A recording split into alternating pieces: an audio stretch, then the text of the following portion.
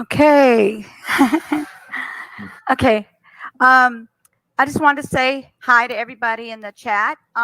This is Daniel Robinson's father. His name is David Robinson. He's going to be answering questions. If you guys have any questions while we're here talking, I could ask him. There's going to be some questions that cannot be answered. Legally, he cannot. So we're going to go ahead and start. And mods, please keep up with the chat. If anybody says anything negative, just you know what to do. You know what to do. Okay, so the first question I had is actually more of a, I guess, something I thought about when I was looking at some more videos and on the updates that they were talking about. And my question was, they were saying something about him. Okay, so like they found his wallet. So his wallet consisted of everything that he would normally have. Did he have like money in there? What did they find in there in his wallet? Well, his wallet was, yes, of course, everything that belongs to him mostly. I'm not sure what my son carried in his wallet, but there were things like his ATM cards, just a wallet with ATM cards and things like that, but no cash, of course. Don't know if anything was there or not. That's one thing I wouldn't know. Okay. And the other question I had was the reason why. What was the reason why he had a job, a second job, or like a extra job as far as Instacart?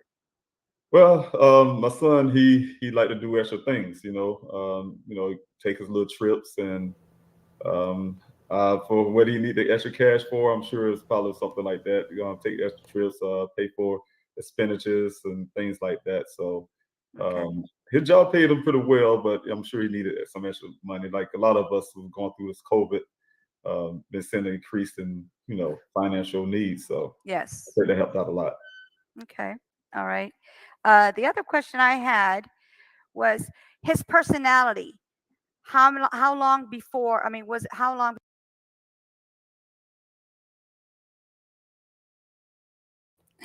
Hello, everyone that's in the chat. How is everybody doing today? Hello, Peaches. Hello, Gamer, and hello, Benz. How are you? We're just going over information that was said in the past and see if we missed anything. It's been a year. Daniel's been missing, and I have Sophia here. If you Hello, hello, everybody. So I'm just going to go ahead and let her say what she needs to say, but I just want to let you guys know what's going on as far as the live today. I want to start off by thanking everybody for coming today. As we all know, today marks 1 year that Daniel Robinson went missing from the desert of Okay, so Buckeye, we're going to go Arizona. ahead and play the video. T. Sophia, you're muted, babe. Sorry, you guys. Can you hear me, Nancy? Before was it before he actually was missing? Did he start acting different towards you guys, or as far as like, did you see any difference in how his personality changed? Well, that's some of the things that's been misrepresented out there in the media world. Of course, family, someone in your family go missing. My son went missing, so we definitely had to get together and discuss everything. Hey, why is my son missing? Why is Daniel missing? Why is your brother missing? So we sat together and we had to have those kind of conversations. Do you notice anything coming up to those days? Have you seen anything different? And what we have so far, from my point of view, is definitely as a father. I talked to my son 2 days prior. He talked to his mother 2 days prior. Mhm. So that's our last time we talked to him, mother and father. He called his mother and talked with her. I think he made a second call to her, left a voicemail. But then he called me also. Me and Daniel, we have our 2-hour conversations. That's just what we do. And in that conversation, I haven't found anything that would suggest that he's, have some issues going on. Now, I can't not say he didn't have a bad day.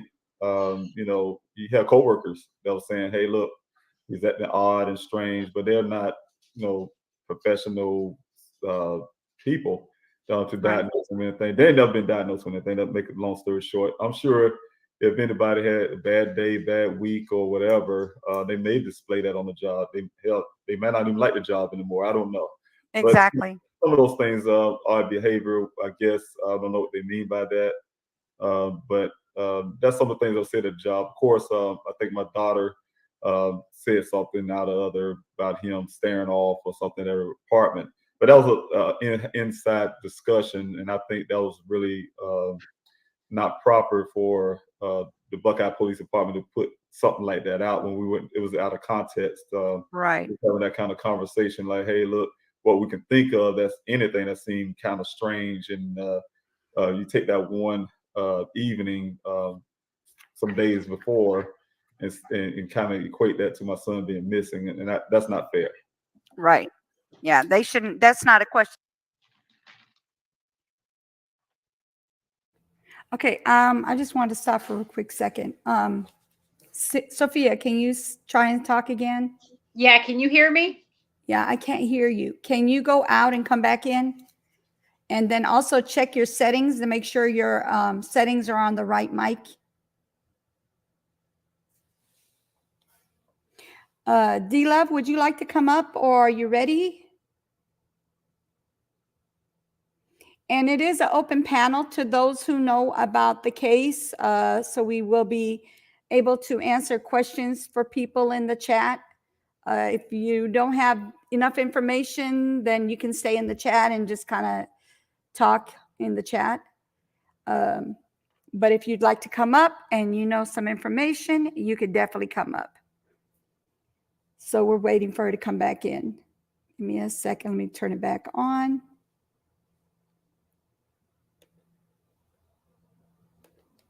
They should have been asking, because that's more personal than anything Right. else. Okay. So let's see. Can you hear me now, Yunu? Okay, she's back. Sophia, can you say something? Hello? Okay, go to your setting and make sure that you have the right mic on.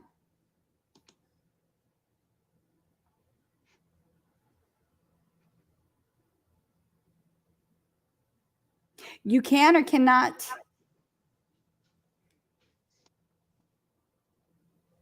Can you hear me now, Yunu?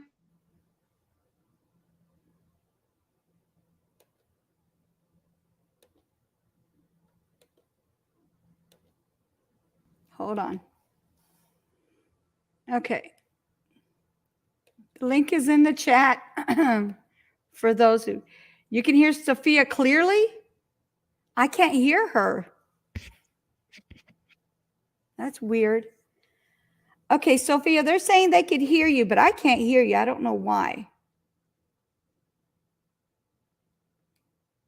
Okay, so we're just going to go ahead, and I'm going to put my phone on so I could be able to see if I could hear her myself on my end. Sorry, you guys. This is not supposed to be like this. Hold on. Sophia, can you go ahead and say something? Because they're saying they can hear you, but I can't hear you.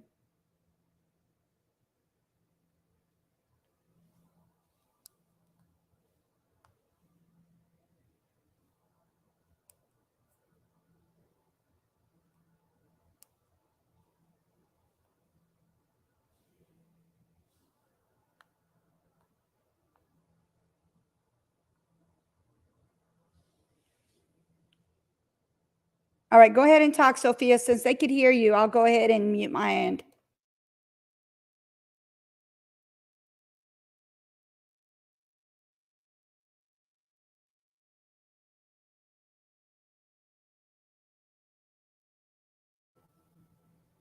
Sophia, can you hear me?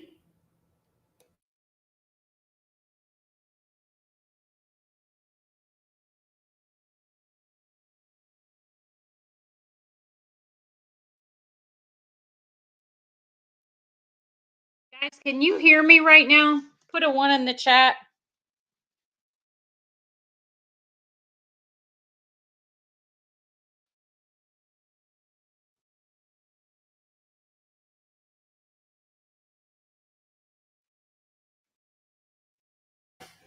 Yeah, I can hear you on my phone, but I can't hear you on here. So you go ahead and do what you need to do, and I'll check on my mic. I don't know why I can't hear you. On my phone, Okay. but I can't hear you on here. So you go ahead and do what you need to do. Hold and on I'll one second. check Now on we my got mic. an echo. My phone was on. Sorry about that. All right, go ahead and talk, Sophia, and I'm going to go ahead and check on my end. Okay, guys, I want to, Unu and I both want to start by thanking everybody who decided to come here today. And as we all know, today marks one day that, I'm sorry, 1 year that Daniel went missing from his work site in the desert of Buckeye, Arizona. Um, let's see here, guys. I want to kind of look through my notes. I do want to say when we're talking about the case today, you're going to hear us not use names of people. We don't want to do that. And we're not going to name companies that Daniel works for. We're not going to name names of people. So you're going to hear us use terms that you'll understand, like when we say coworker, et cetera, because that's just not what we want to do. We don't want to put people's name out there. We're going to tell everybody as of right now, everything is alleged. Everyone is innocent until proven guilty. Um, these are theories, guys. So we just want to make that disclaimer and be very clear about, what we're saying, and just produce theories and talk about what could have happened to Daniel 1 year ago today. As we all know, today marks that day as of about 9 a.m. in the morning. And if you go by the police report, it is 9:06 a.m. that is indicated that they don't know what happened to Daniel after that time frame. Um, what I want to start off by talking about is how, when Unu and I talk about these cases, that we look into together, and really right now, Daniel is the only case that we work on together. But we do talk about other cases, but this is our focus. There's a method to the way that we look at things. We'll research things, and when we research them, we have to ask ourselves some questions. We have to ask, number one, is it logical? Okay, is it a logical probability? Um, from that point, we say, okay, what is the probability of this? And then we'll take that information, and then we'll do deductive reasoning. And when I say deductive reasoning, I mean if it doesn't make sense, it doesn't stay. So we throw it out. And we're constantly going through this method and we're looking at what could have happened. And that's the method that a lot of investigations use. I'm not an investigator by any means as far as professionally, but what I am is a person who uses logic. And what you is a person who uses logic. And we are concerned mothers when we see a young man who's been missing for over a year and progress is not being made. Um, you have to look at these cases very seriously. You can't just say, okay, this person has been missing a year and we don't know anything. I mean, it's been a year now, guys. We have to really ask for law enforcement's help. I don't think, and this is by no means to bash law enforcement, and that's not what I'm here to do today. Um, I think things could have been handled, me personally, in my opinion, a lot differently. And we might be looking at a different outcome today, and we might not be at this 1 year mark. Um, so I will wait for Unu to get together and see if she comes back on in a moment, and just kind of start with people coming on panel. And I want us to discuss theories. Okay. And these are just theories. And I want us to use this method and bounce ideas off of each other. because the goal here is to figure out what has happened to Daniel.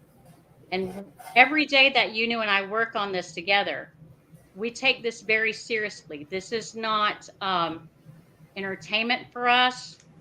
This is something that's become very close to our hearts. We don't do this for any other reason than we're concerned moms who want this young man found. Um, 1 year is too long. It's too long. Are you back on with me yet? Yeah, I'm here. I'm here. I can hear you now. I had to set my setting. I'm sorry about. I thought it was yours, but it was actually mine. Sorry about that. Okay. See, I knew it was.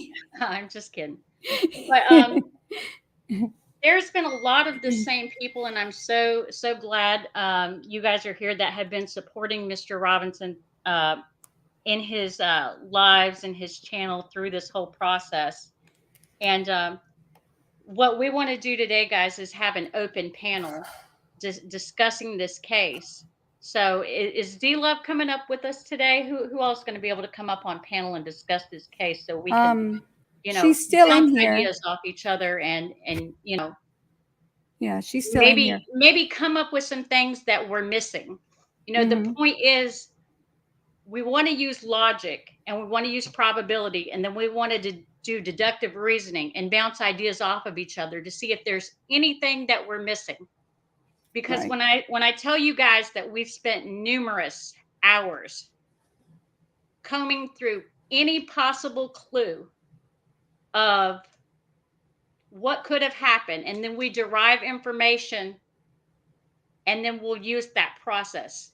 And when I say hours, I mean there's been numerous hours. Like I said, this is not entertainment. This is not a hobby. This is something that we take extremely seriously. And that's where we want to, talk to other people who've paid attention to this case and who have followed this case to see what are we missing. Right.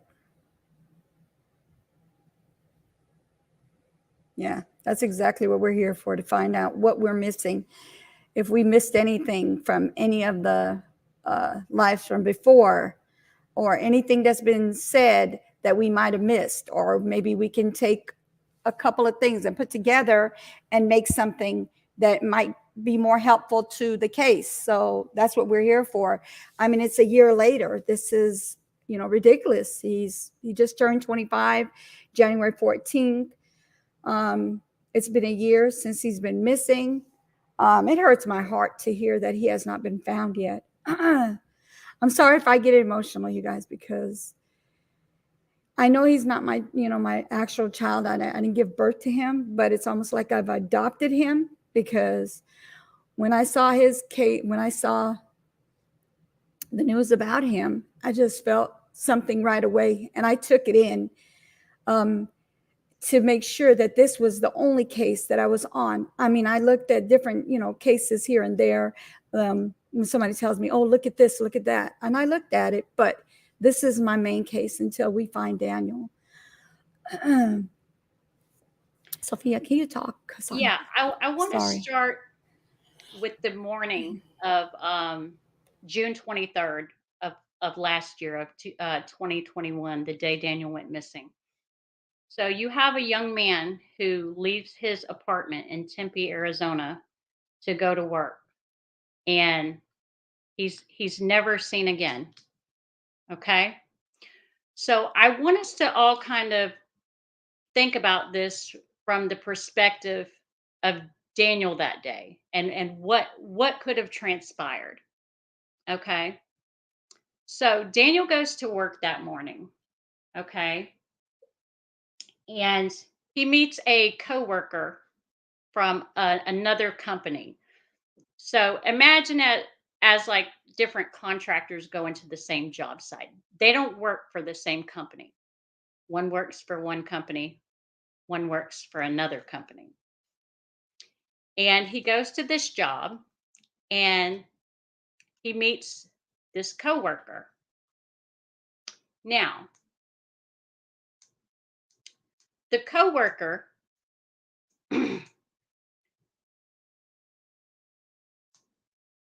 I'm not sure how this transpired, guys. Okay, let me just stop. Let me back up. We take this information from listening and paying attention. Okay. Where do I start? I'm sorry. They worked together that morning. All right. So you have the coworker who gives his account of Daniel driving off, and he's not seen after that point. Okay. What I'm not clear on, okay, number one, is Daniel was at a previous well site that morning. All right. And I still don't know whether Daniel was at that well site alone or was he with another coworker at that first site. Okay. So that question still isn't answered. And I don't know that he was, that he wasn't. I am under the understanding that he took photos of that site. I don't know if that's common practice. I don't know those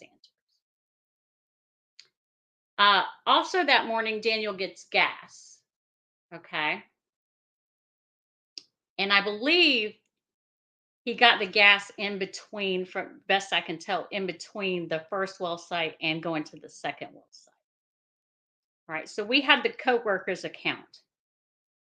So we're imagining that, okay, that's it. He drives off. The coworker's the last person that sees him.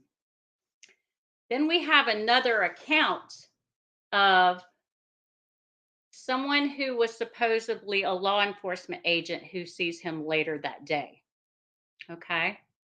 And so the account, from what I understand, that he first stated, and I don't know this to be fact, guys, this is just information I've derived from studying, taking information down, taking notes, that this supposed law enforcement agent spotted him around the time frame of 1 o'clock. Okay. Then the story, from what I understand, has changed to, okay, it was earlier during the day, somewhere around 10, that this person who claimed that they were a law enforcement agent saw Daniel. So he's changed his story. And also, from what I understand, he was not an actual law enforcement agent when it was looked into by investigators for Mr. Robinson. So I'm trying to understand if Ken was the last person who saw Daniel, or was this other person who claimed to be a law enforcement agent the last person who saw Daniel, because it can't be both. It has to be one or the other. So now this is where I'm coming into deductive reasoning. Okay.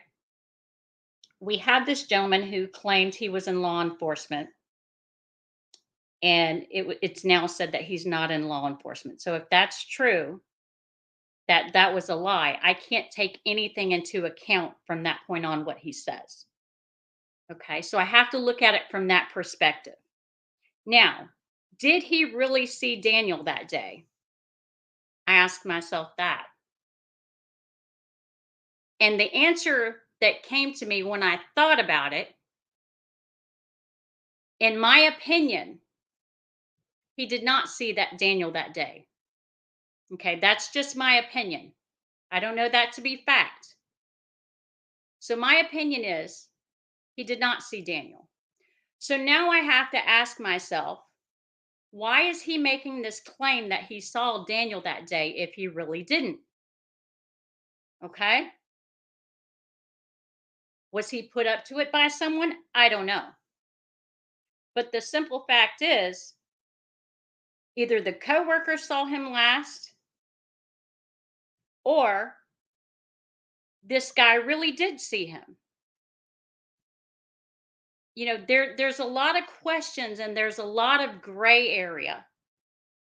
And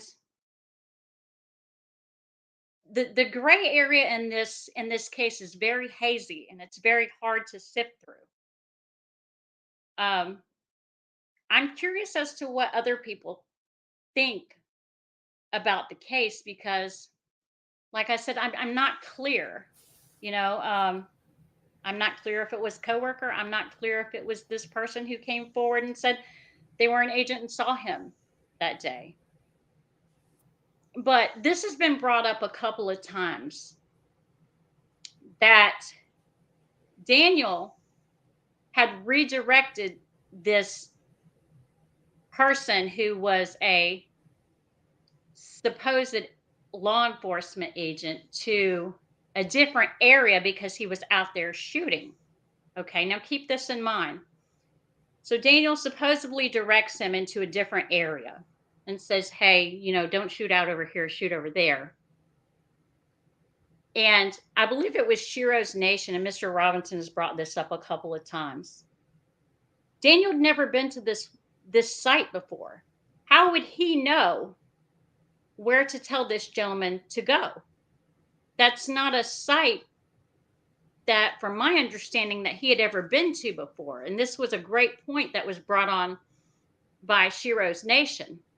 Now, remember, Daniel's only there, according to the coworker, for a few minutes. They have a exchange about the weather, et cetera, and then Daniel leaves. Right. So if you have this gentleman saying that Daniel said, hey, I'm working over here, go over there, why did the coworker never come in contact with this guy as well? It's Right. never stated anywhere in a report that this gentleman came in contact with the coworker as well. But listen to what I'm saying, guys. He says, Daniel said, hey, I'm working over here. You need to go over there. Well, how did Daniel say that? Because according to the coworker, he was only there at the quote work site, the well site, for just a few minutes. Mhm. It becomes very gray. Yep. Agree. I agree. If it doesn't sound, if it sounds, like off the wall, then it's not true, because like I don't get that part. I really don't get that part. Why? First of all, why are you lying and saying you're something you're not? You're impersonating a police officer. That's illegal as far as I know. I don't know about in Arizona, but it's definitely illegal in my state. So why are you saying you're a law enforcement if you're not? Two, how is Daniel telling you where to go if this is his first time being at that site? Exactly. He And wouldn't the know other, where to tell you to go. And that was right. a great point that Shiro's Nation brought up. Yes, And definitely. Definitely. And the other thing is that what concerns me about what Ken said on the guy he was working with that day, supposedly. I'm not even, like I said, my opinion, I don't think he even made it to that site. I don't think so. I'm sorry. I just I don't feel still like want to he did know who he was working, if with anyone, at on the the first first one. well site. Right. Or is it common practice for them to go to well sites alone? Right. You know, Yeah. and those are really things you have to look at. You Yeah. know, Yes. But like I said, with Ken, if he did, I'm not saying he did or he didn't. It's my opinion that he did not make it there. But if he did make it there, I feel like Ken is lying. The reason why I'm saying he's lying is, why would you be able to see what his eyes look like? You said his eyes were dilated. You looked at his eyes. Then you looked at his shoes. His shoes are untied. You don't look at in between. You just look at somebody's eyes and their shoes. That doesn't make any sense. So if it doesn't make sense, then we know it's a lie. So I'm just saying, I believe he was lying. I really do believe he's lying. My one thing opinion, of too, course. you knew that Allegedly. I'm sorry, I didn't mean to cut you off. That's That, okay. I've always had a problem gaining clarity on is, did the coworker call Daniel's company and say, hey, Daniel has left? Mhm. Or did the company call him and say, hey, we haven't seen Daniel. Do you know where he's at? I'd really like to understand how that exchange happened. Did the Mhm. coworker call Daniel's company, or did the company call the coworker and say, hey, we haven't seen Daniel? You know, that's Mhm. one thing that's very, very hazy to me. Yeah. And it can't be both. It has to be one or the other. So Right. either the coworker calls the company or the company calls the coworker. Okay. And You know, Lakeisha and said that he called the information company. will tell you a lot if you analyze it, in Yeah. my opinion. Lakeisha said he called the company. Hey, So Evan Short, how are you? Thank you for coming in. Esther, thank you for coming in. Lakeisha, thank you for coming in. I'm sorry I haven't said you guys' names, but thank you for welcome, coming. everybody. Yes. So the story goes, the coworker called the company. Yeah. Now, was he calling to have someone else come out to replace Daniel if Daniel had left? You know what Right. I'm saying? What was his point of calling the company? I Right. mean, is that a position where he would have had to have somebody come out and replace what Daniel Right. was supposed to be doing that day? Right. You know, and another thing that I'm understanding is that the coworker had done some painting of rocks that day. Mm-hmm. Okay. And I think about that a lot. Yeah. Hold on one second. Okay. Evan, if you'd like to come up, you can. I just dropped the link for you. Go ahead, sweetie. I think about that often. Mm-hmm. And I think to myself, why would he be painting rocks? It just doesn't make sense to me. Like, he could obviously say, okay, this is the direction that I saw him go, but the need to paint rocks to me has always seemed very off. Right. And it seems to me, in my opinion, that the coworker determined very, very early on during the day that Daniel was missing. Mm-hmm. And from what I understand from listening to Mr. Robinson's shows, that he had made up his mind already Mm-hmm. very, very early that day. When I look at it, I think of it from a perspective, I really wouldn't worry or determine, okay, if I was with a coworker on a job site one day, okay, Mm-hmm. I don't think that by 3 o'clock or whatever time that he was out there painting rocks. I don't know. I'm Mm-hmm. just going on from hearsay. Okay. Yes. I want to make Yes. this very clear to everyone Yes. that wouldn't be a determination that I would make that early, because it's been stated that he said that he knew that this was going to be a big deal. Right. How have you already determined in your mind that early that Uh-oh. Okay, so she just fell off. She'll be back. I want to say hello to everybody that's in the chat, and I appreciate you guys coming in. Hello, Esther. How are you? D-Love. Tura, hello. How are you? And let's see. Baby girl, hello. How are you? Maria, how are you? Paul, how are you? How is everyone doing today? So basically, if anybody wants to hop up, okay, she's here. sorry guys, I fell That's off. okay. She fell off. But as I was saying, when I think about this, and I think about it often, Mhm. what time frame would I really be concerned that someone was gone and not coming back if I was this coworker? And I don't think it would be that early. And Right, I'm just taking this from my own perspective. right. So, in my opinion, okay, and I want to make this very clear, That sends off a lot of red flags to me. Right. So from my understanding is someone in here in the chat said that he called the company at, I believe it was 10:44.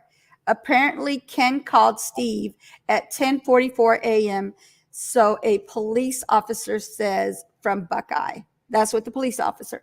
Okay, so there's like how many reports that was written? I don't understand why there's so many reports when all it needs is one report. The file, whatever the information that was given from the first day should be what should be on the report. How do you keep changing the report? It doesn't make sense to me. Well, I will tell you guys this. I've only read one report. Okay. And hello, Jack. Mm-hmm. I will say this. I'm not a private investigator. I'm not the smartest person in the world, but I can use logic and I can pick out discrepancies. Right. And reading through some of this stuff, I'm thinking to myself,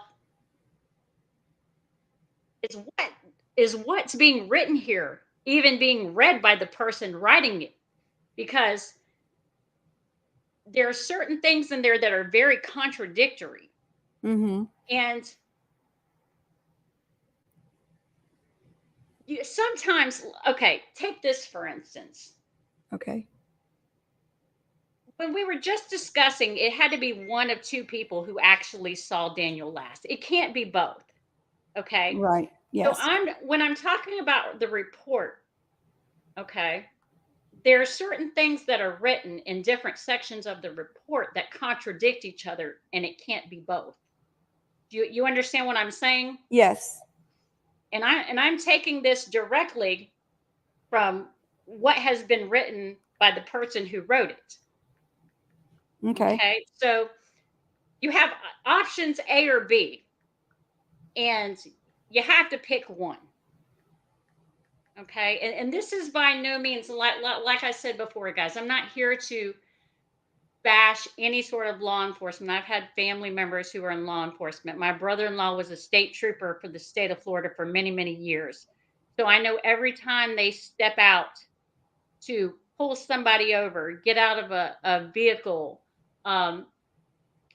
anytime they're anywhere or they respond to a call, they are constantly putting their self on the line. And I know my sister had to have this thought probably every single day her husband went off to work. So, that's something that when you have people who are in law enforcement in your family, you don't know what the day is going to bring. You don't know if they pull over that wrong vehicle. You don't know if they respond to a call that's going to, put them in danger. Every time they walk out that door, there's a chance that they might not walk back in the door. Yeah. So I'm not here to bash these men and women who serve in law enforcement. Mm-hmm. Okay. But what I am here to say is when a person goes missing, and Mr. Robinson has discussed this before, that there's critical hours to everything. I know you guys have seen that show, and he's brought it up before too. The first 48 hours. Mm-hmm. That you only have a certain amount of time before your chances start to dwindle. They start to go away. Right. So why is it that when someone goes missing, that we're required, okay, and I kind of get it to a point, but there has to be some sort of negotiation or change of the way that we look for people, because there's critical hours that go by, and those can mean the difference between life or death for someone. Mm-hmm. So Yes, we ma'am. have to come to more of an understanding of what is that time frame that we should have to let pass before we can report someone as missing. Because, and it's been said many times before, when you know something's wrong, something's wrong. It's almost that gut intuition. But Right. I understand, okay, this person's only been gone for a couple of hours. You can't report them missing, but somehow we have to come to a conclusion where we don't let critical hours pass and our chances of recovering someone who's, you know, in need of rescue or is missing start to dwindle every minute that goes by. You know, we have to come to some sort of, you know, medium where, you know, the laws allow us to, you know, report people missing. I want to say, I don't know what it is. I've heard many times in my life that it's 24 hours, but that's 24 hours that's already gone, guys. It's already gone. And that could mean life or death for someone. Right. That's true.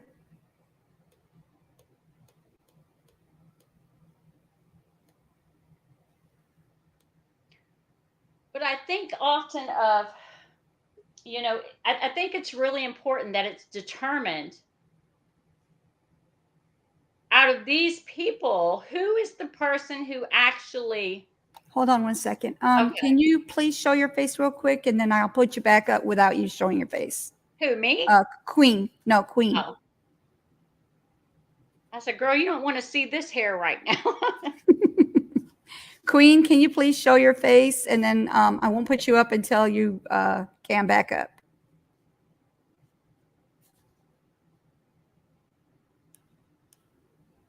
Hi, Mrs. Short. I just want to say hello to you and tell you and Evan, you know, thank you guys for, you know, your dedication being out there and looking for Daniel. Yes. You know, there's not a whole lot that you and I can do, like, you know, boots on the ground, but we do spend, you know, ample hours talking about this and anything that we think is a possible, just a possible scenario or clue of what could have happened. If we even get an inkling of hope in anything, we research it for hours to determine whether we think it's probable or not. And if we Right. think it's probable, we keep it in the pot. Exactly.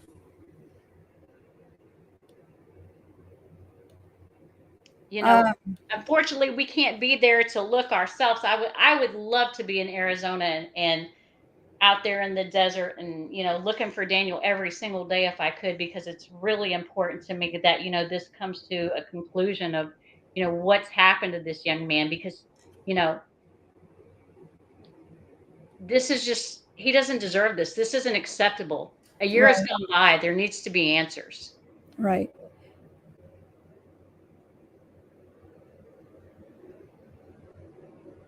Okay. The only people that are getting on the panel are people who have information on this case. If Yes, you have, guys, if you have, if Go you've ahead. been, if we recognize your name or know who you are, and we, you know, we'll come on the panel. You come on the panel if you'd like. We have to do it that way, guys. Unfortunately, because you have people on the internet that'll do stuff that they shouldn't be doing. But Right.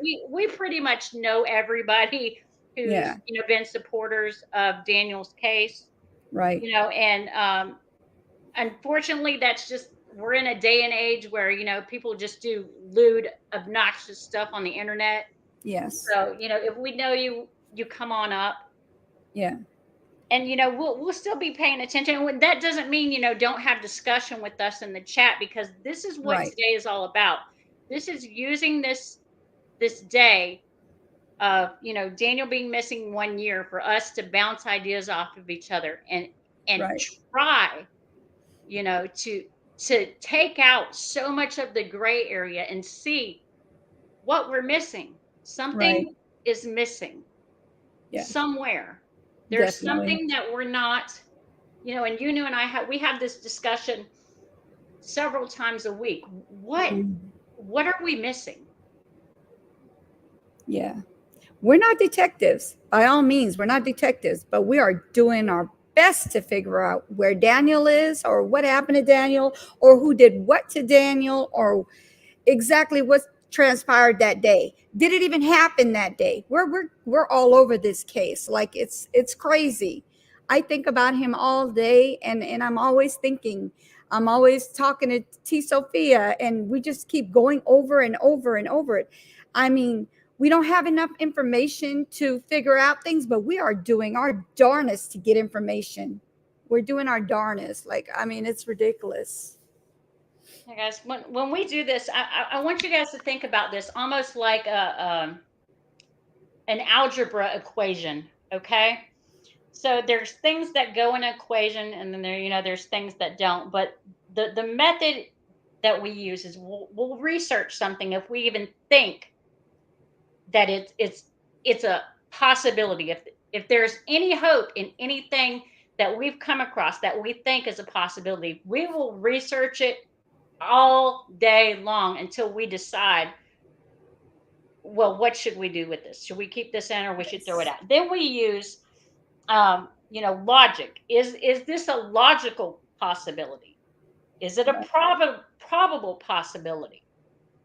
And subtract from there. Then we'll use deductive reasoning. Okay, does this make sense? No, this doesn't make any sense. Hold on, So, Sophia. okay. Maybe, girl, if you'd like to come up, I'll put the link back in. All you do is just grab the link. And do you have an iPhone or do you have an Android? It's a lot easier on an iPhone to me. Yes, guys, please. If you've been following this case, and we recognize names, guys, please step up and talk to us, because like I said, this is what today is about. We're putting our heads together. We're trying to figure out something. Yeah, It's this been a is, year. It's a year later. Sharing ideas and saying, hey, because we need help. We need to say to ourselves, can this be a possibility? Can this be put on the table? Or does this make sense enough to keep it on the table? If not, we'll move on to the next. And this goes on for hours, guys. Hours we do this.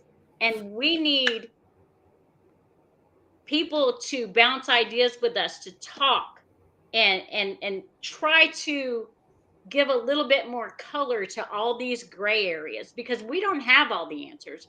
We're not investigators, but we are concerned mothers. And there's a young man that's still missing a year from the day he went to his job.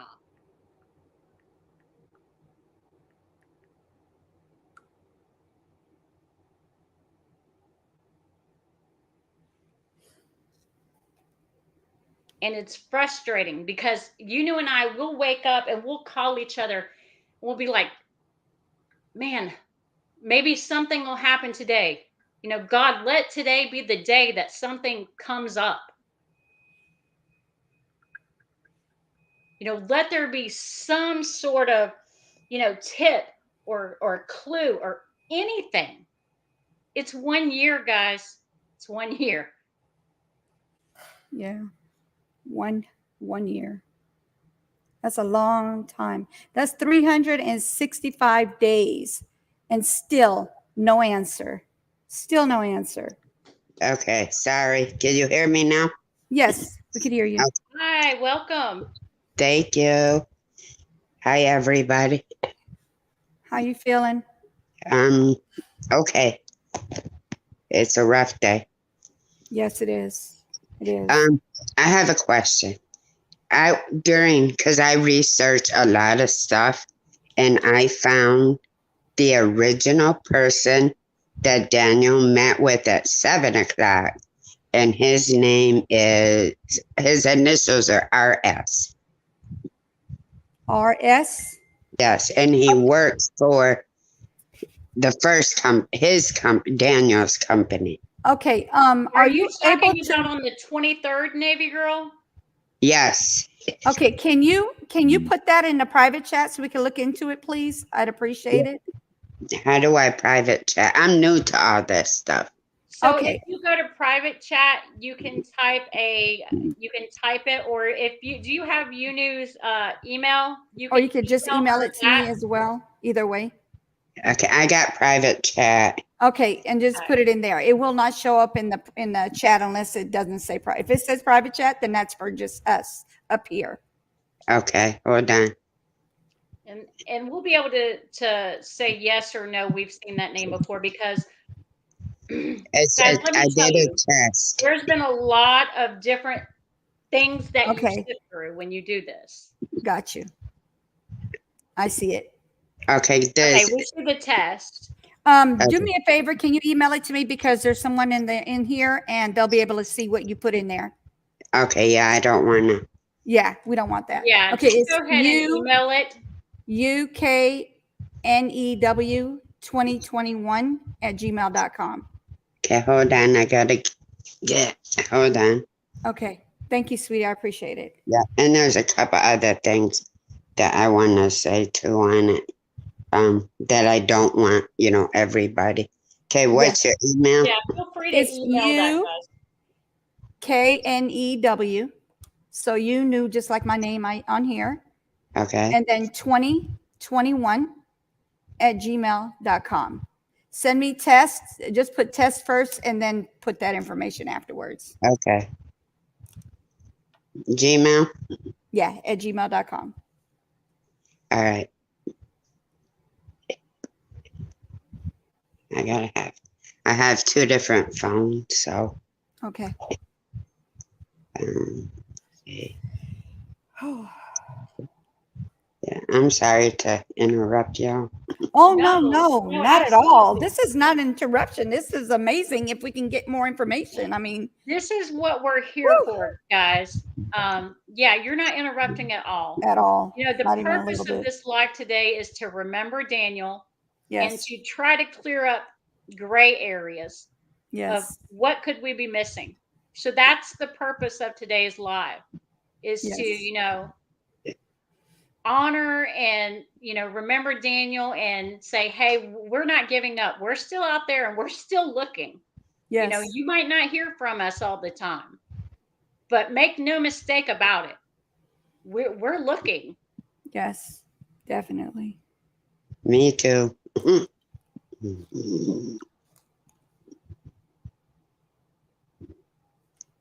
All right, send. Tell me if you got that. Okay.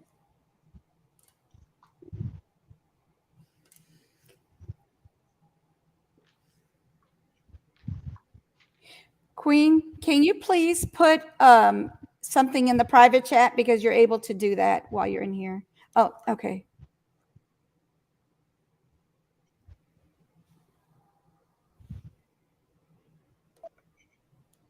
Okay. Hello. Hi, Queen. Welcome. Yes, I got it, sweetie. Uh-oh, she's going in circles. I got it as a test. I got the test. You got my test? Yes. Okay, I'm gonna. Uh-oh.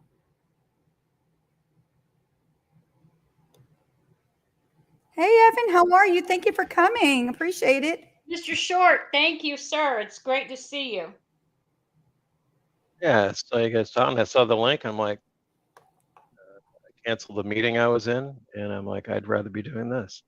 Oh, thank Welcome. We you. thank you so much for coming up today. It means a lot because, I know you and your wife have put a lot into this, and and I, you might not see us all the time, but we do spend a lot of time talking about this case and Oh yeah, constantly moving through, mountains of information. Anything that we find any hope in, Yeah. we look at.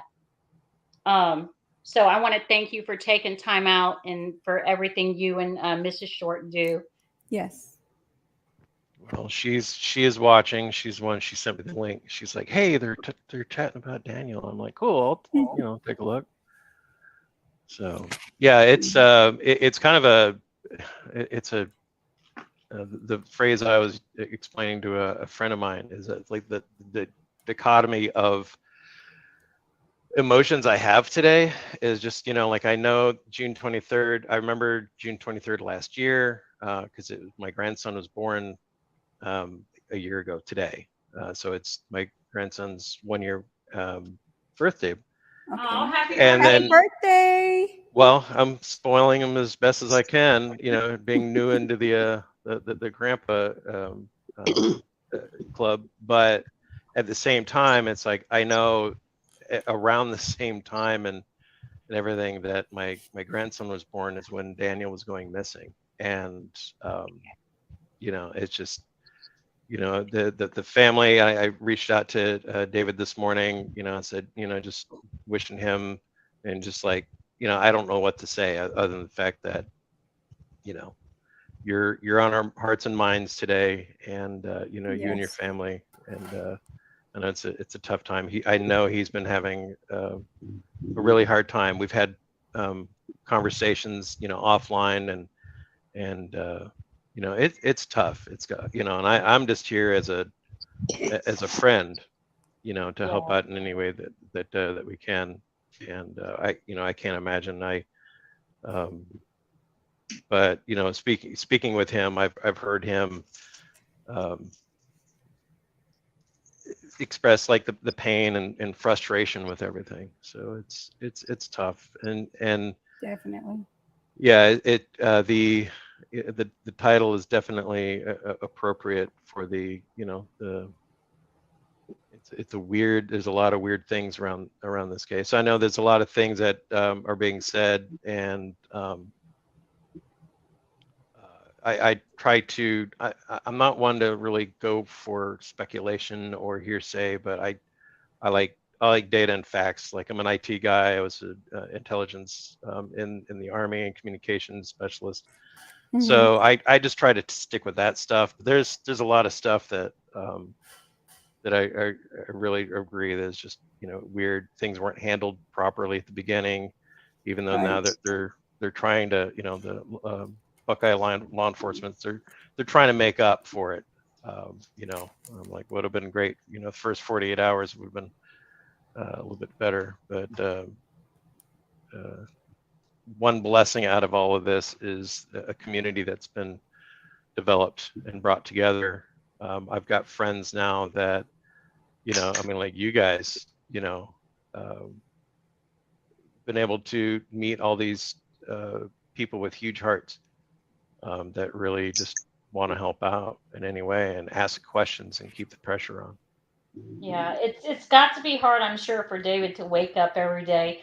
You know, he's putting on a brave face, but I can only imagine, you know, when he has those moments alone, Right. how difficult it's got to be, and especially, you know, for all of the family, you know, today, you know, you try to get up and you try to put on that brave face, but you know, on the inside, I'm sure it's something completely different. Yeah. Right. But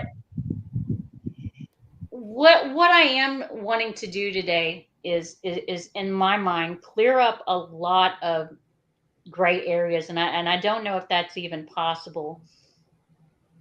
I guess, Mr. Short, you spend so much time there, boots on the ground. You've seen the landscaping, and Mhm. I know you don't like to get into speculation or, you know, things like that, or, you know, or even if you want to, if you don't, you know, theories, you can say yes or no. I don't want to give you my theory, but you know, I've never been out in that Arizona desert, so I can't say what the landscaping is like or any of those, you know, different things. Or, you know, what is your take on any possibility of what you think might have happened to Daniel Robinson?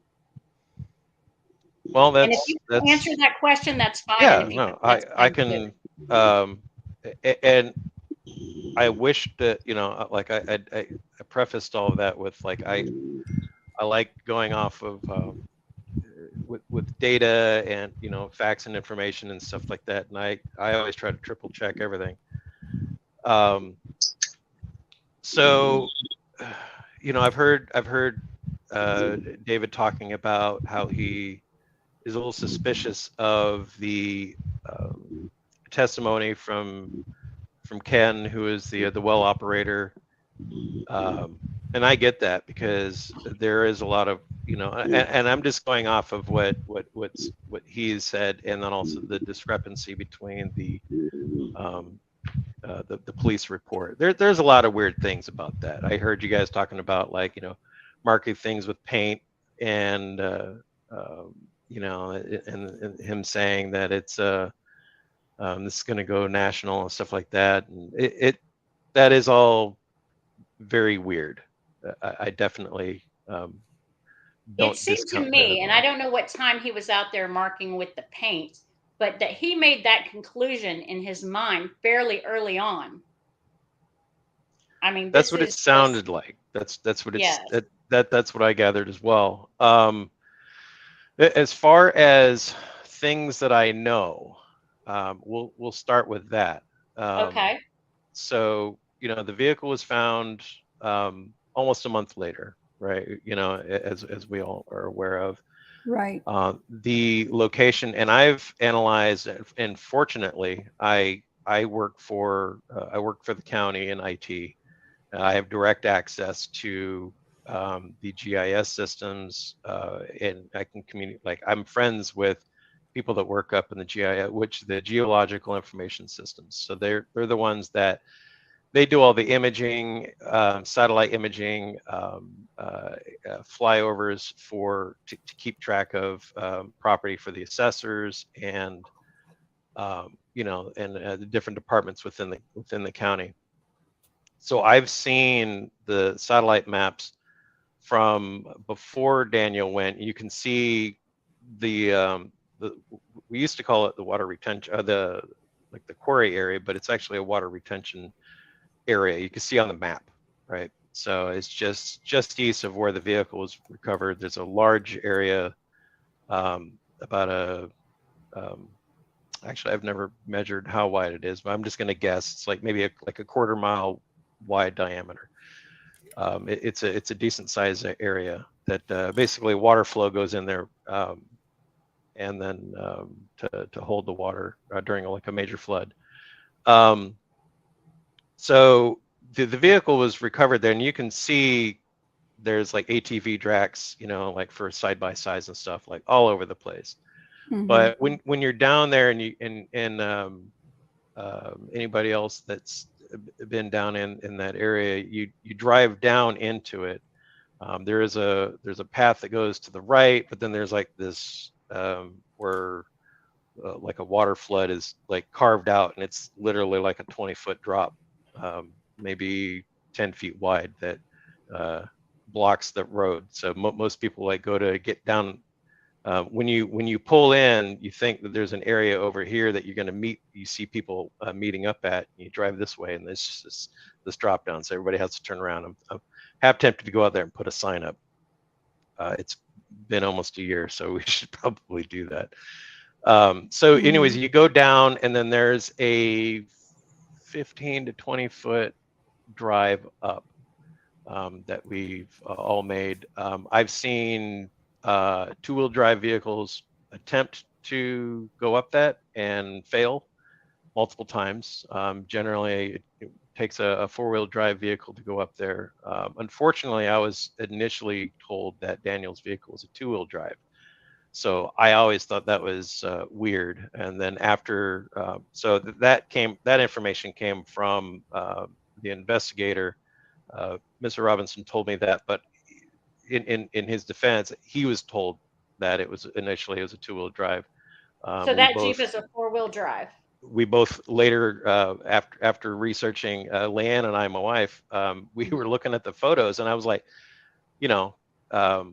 I haven't really been involved in the investigative part. David is leading an investigative part, but there's a lot of things being around it every week that I pick up on and I see, and so we were looking at the vehicle, and I was like, I found the exact model and everything it is, and sure enough, I typed it in Google or in YouTube, and the model of the Jeep, and the first video on there was like one of the same model vehicle going straight up a hill, just like the one that I said that he couldn't have made. I'm like, all right, well, I stand corrected. That vehicle can make that drive. Right. But so the vehicle can definitely make that drive. I know there's some people saying that the vehicle was dumped there, like maybe like a tow truck brought it there or something. And I was like, I don't think so. So I can see definitely the path that that whoever was driving the vehicle took to place the vehicle there. Now, based off of satellite imagery from before June 23rd and July 19th, I think it was. 19th, yep. Yeah. So based off of satellite imagery before that, there weren't really any roads or pathways or any. When you go down there, that hill is not something that your eye would catch. Aside from now, and I was there the weekend right after it was discovered. So I was in touch with Paul, who is the previous search director, and then and David on the 16th. We showed up on the 24th, which was the second public search. There was a public search before the vehicle was found, from what I'm being told, and I have the search grids where all that was, what all areas that covered. So to get to my point is, it's weird that people, Buckeye was saying that Daniel was out for a drive in his four-wheeled vehicle and then wrecked the car. That doesn't make any sense to me, because there are a lot of paths out there. There's a lot of roads. And when you're looking up on like Google Maps, you can see paths and roads and stuff like that. There was no real path going up there. You can see like a slight markings where some ATVs had gone up that hill and around and stuff like that. But if someone were to say, okay, well, I want to go over to the Hassayampa and I want to go look at this mountain, or, Daniel was out, if he had like the rain lay over the rain delay, and he's like, all right, well, I'm out here. I love rocks. And I've spoken with multiple geologists that have gone out there, and they're like, oh, this is a great area. And they've gone out, and I was like, well, where would you go? And they've all pointed out to the, we call it Pride Rock, or Cougar Mountain, or whatever it is. There's a mountain area that there was some mountain lion reported den up there. We checked it out. We didn't see any dens. But they all said that the mountains and stuff over in that area would be intriguing to a geologist. That is kind of the path that could have been going out to where the vehicle was at. There's testimony of a gentleman who was out there who falsely identified himself as a federal agent, said he saw Daniel out in the area. Buckeye PD, aside from the whole, he's, some pothead that said he was a federal agent, he's not.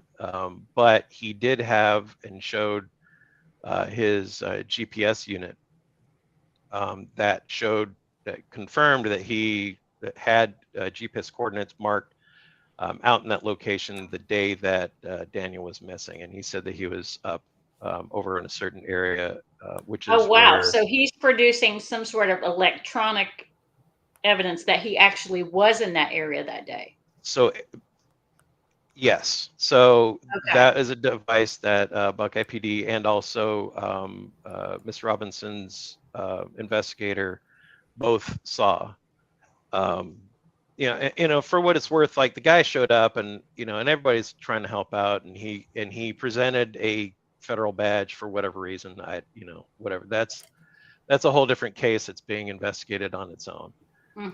And I'm not involved with that. So right. But he provided GPS coordinates off of and I can't remember what the device was, but it showed that where he was out there that day. So that's why Buckeye stated that that it's viable evidence in his testimony. Now, some of the stuff he said, of course, it's all speculation and hearsay. Do I rule him out as a potential person that needs to be spoken with further by investigators? No, I don't. I think he, that person should be revisited. Not that I think that he's suspect, but I think it should be revisited again along with everybody. That's why I'm hoping some sort of a state or county organization can come in and do just a full review and a reassessment of the case. Not have Buckeye do it. I am in contact with Buckeye PD every once in a while. They've asked me how the searches were going. I've referred them over to Mr. Robinson in regards to anything on the case, but they had some questions about the bones and stuff. Some of the photos that I had uploaded through the website. The reason they contacted me is because I uploaded it to the website. And when you upload it to the website, you have to put your name and phone number. So they called me. Mr. Short, I have a question real quick, and I don't know if you can answer this or you can't answer this. Sure. Do you have the time frame where this gentleman who claimed to be a law enforcement agent said that he's seen Daniel because from my understanding, he gave one account of one time at a particular time, then he changed to another time. And whereabout did he claim that he saw Daniel, and how far is that from the actual well site Daniel was working at? If you know or can answer that for us. I don't know if you can or cannot. I would love to have a firm answer from that. I was never actually, it's kind of a frustrating, and I'll go ahead and speak about it now, but it's kind of a frustrating piece for me because essentially since June or July 24th, I had been the one kind of tracking where all of the searching and everything went. I got the original all the search information from the original. I had asked for the specific GPS coordinates from Jeff, the previous investigator, and Paul. I was never provided that. I was given literally it was like over that direction along the. So you get the power station. So your answer was somewhere over there. Yeah. Okay. I mean, I got a general idea because I was like, I want to go search the area. I was never given the exact GPS coordinates. I'm believing because maybe that they didn't know what those were, but they got a general idea, or they didn't have them readily at hand. I got a general idea. We've done extensive drone footage out in that area. So south of the well site, and then you got the road going back up to Sun Valley Parkway. There's the power station, and going west from there, there's a road. That is the area that both, interestingly enough, from what I'm guessing, Ken said that he went down the hill and went up a hill to look, and then look for Daniel. I believe it's the same hill by the power station that. Oh, I got a call coming in from the Roberta Braden. No, I'll have to mute it. Another case, tip line. Sorry. So yeah, I think it's the road that was going west, and that's part of the area going west of there. We've done an extensive searching area. There's the Hacienda and then Wagner Wash split off, and we've gone through that whole area pretty extensively. But west of there, we want to search more. Okay, so there's a question in the chat that's interesting. She said, do you know if the GPS coordinates could have been entered in another time? Or in other words, can it be manipulated? Well, I mean, being an IT guy, I would say that is not an impossible task to do. Okay.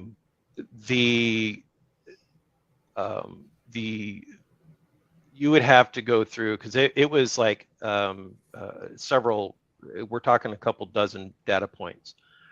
He would have to go through and add those. Is it impossible? No, it's not impossible. I could probably Google it and figure it out. But is that person capable of it? As an IT guy, I'm like, I could probably figure it out. But is that individual? I don't know if that would be in his wheelhouse of skills to be able to do. So that's kind of a political non-answer. Sorry. Yes, but no. So do you know if it's legal? I mean, I'm sorry, not legal, illegal for you to impersonate a police officer? Because I know in Louisiana it definitely is. So is it over there in Arizona? Well, he impersonated a federal officer, which would have Right. been, yeah, A lot worse. That I believe that is being looked into. Okay. All right. Yeah. Thank you. You know, something that you and I have discussed before is the airbags. Now, what I want to say is, I do Hold on. believe. Hold if on I'm one right- second. Hold on, okay. sweetie. D-Love, can you turn off your other web browser? Just leave the StreamYard. Okay, go ahead. I'm sorry. Go ahead. Okay, real quick, what I wanted to say was, I do believe that the airbags, if I'm not mistaken, on both sides were deployed. Is that right? Do you know, Mr. Short? According to the photos I've seen, that is accurate. Yes, information. me as well. I've always understood that there has to be weight. From people that I've talked to, my brother-in-law, he was a Florida highway patrolman for years, so he did lots of investigating on accidents. And he said, you know, it's not impossible, but most of the time when an airbag goes off, there has to be some sort of weight in the seat to make it go off. So, you know, that also put something in my mind. Okay, was something sitting in the seat? Was someone sitting in the seat? Because best I can tell from looking at, you know, different photographs, there is no blood on the airbags. Now, you would have to imagine if Daniel was in that vehicle and he was severely hurt to the point where he would have needed assistance or you know, rescued, that number one, he would have been found by now, you know, and I'm just giving my opinion. Okay. Right. Or there would be blood on the airbag. And as also, I can see from looking at photos, there is no blood. Now, that's not to say that there is not trace amounts, but if you go on and you Google images of people who have been hit by airbags, right, 90% of those people have fairly significant injuries that show them bleeding. right, And this is just an observation of a discussion that you knew and I had that number one, 90% of those people have some sort of wound from the airbag that, you know, shows bleeding. Number two, this is what I don't understand, and this is not to be, you know, mean or cruel or derogatory to law enforcement, but when an airbag is deployed, there's a chemical that is released on the airbag. It almost looks like a powder. right. And people get chemical burns from those a lot. Mm-hmm. So that chemical would be somewhere on those clothing, on his clothing, if that's his clothing or if he was in that vehicle. So Right. I'm a little bit confused as to why, you know, to make a determination of some sort of why that was never even looked at to say, hey, this chemical is on these clothes. This chemical is not on these Right. clothes. There is no blood, you know, Right. according to what Yeah. I can visually see on the airbags. Y'all excuse me for a second. I have to mute out and let my dog out. Okay. Yeah, not a The problem. other- Another To address part to what, to address right. that real quick on the Go ahead. so the chemical, you know, because I look into things. So Yes. yeah, the chemical trace of the clothing, they do need to look for it's a sodium azide and NAN3 chemicals, which would be the two main chemicals within the airbags. Those the clothes should be tested for that trace. Okay. And the other part I had, as far as like the airbags, as far as what I've seen in the past, is accidents that get hit in the front, like front area, are the ones that actually make the airbags deploy as well, correct? More likely to get it from front hit than it is from side hits. Right. From my basic non-expert understanding and from what unfortunately what I've seen in past accidents that I've been in, Yeah, that's generally the case. The Is front. that the airbags generally are triggered by the front. Yeah. Leanne said, LE missed many opportunities by not doing any forensics on the scene. Exactly. Yeah, They yeah. definitely dropped the ball on that. No Yeah, they hesitation on admit that. that. Yes. They will admit that in private conversations. Oh, they have. Oh, wow. I'm not Okay. saying they have. I'm Oh, not you're saying saying I've they had probably those. did. You said they I'm probably not did. saying that I've had conversations where unofficially I've heard them saying, yeah, they quickly dismissed it, unfortunately. Yeah. But they're wanting to step in and help out now. And I understand David's hesitation on that, and Yes. the lack of Yeah. trust. It's kind of frustrating because, like on one side I'll have, I've spoken with sheriff's department members, and then also who they can't do anything because they haven't had the case escalated because there's no probable cause. And unfortunately, Buckeye PD, they are now looking for probable cause information. So, which they probably could have found when they had the actual car and the phone and the laptops and all that stuff. They had all that stuff and they gave it up. And Yeah. they're well aware of that. They should not have done that. So. Okay. Lakeisha says, do they, so they lied about the swab and the fingerprints, or did they actually do any of that? I don't have that information. Yeah, we don't The have that swab and the information. fingerprints on, they did fingerprinting on, well, they told, David. they told David and Jeff McGrath that they did fingerprint the vehicle and did swabs. On the outside, right? On the outside of the car, from my understanding? That I don't know. I believe it was like the handles and things like that, like the handle, the door handle, from what I remembered. Yeah, she said the vehicle. She's talking about, the vehicle. I don't know. I mean, Yeah, there's a lot of David would probably. I think David actually has. Yeah, I mean, David records everything, so he probably has the. There's a lot of. Hold on 1 second. D Love. What you do is you turn off everything except for the StreamYard. Hold on 1 second. D. Yep. What you do is you turn off everything except for the StreamYard. Mommy. Yeah, she just needs to mute the video she's watching on YouTube. That's Yeah. Can you hear me now? Oh, Yes. Yeah, Perfect. Perfect. Okay. There you Hey, go. D-Love. I made it. Perfect. Yes, How you you doing? did. Good. How are you? Good. Different kind of day today, Yeah, it Yeah. is. Yeah, it definitely is. but we gotta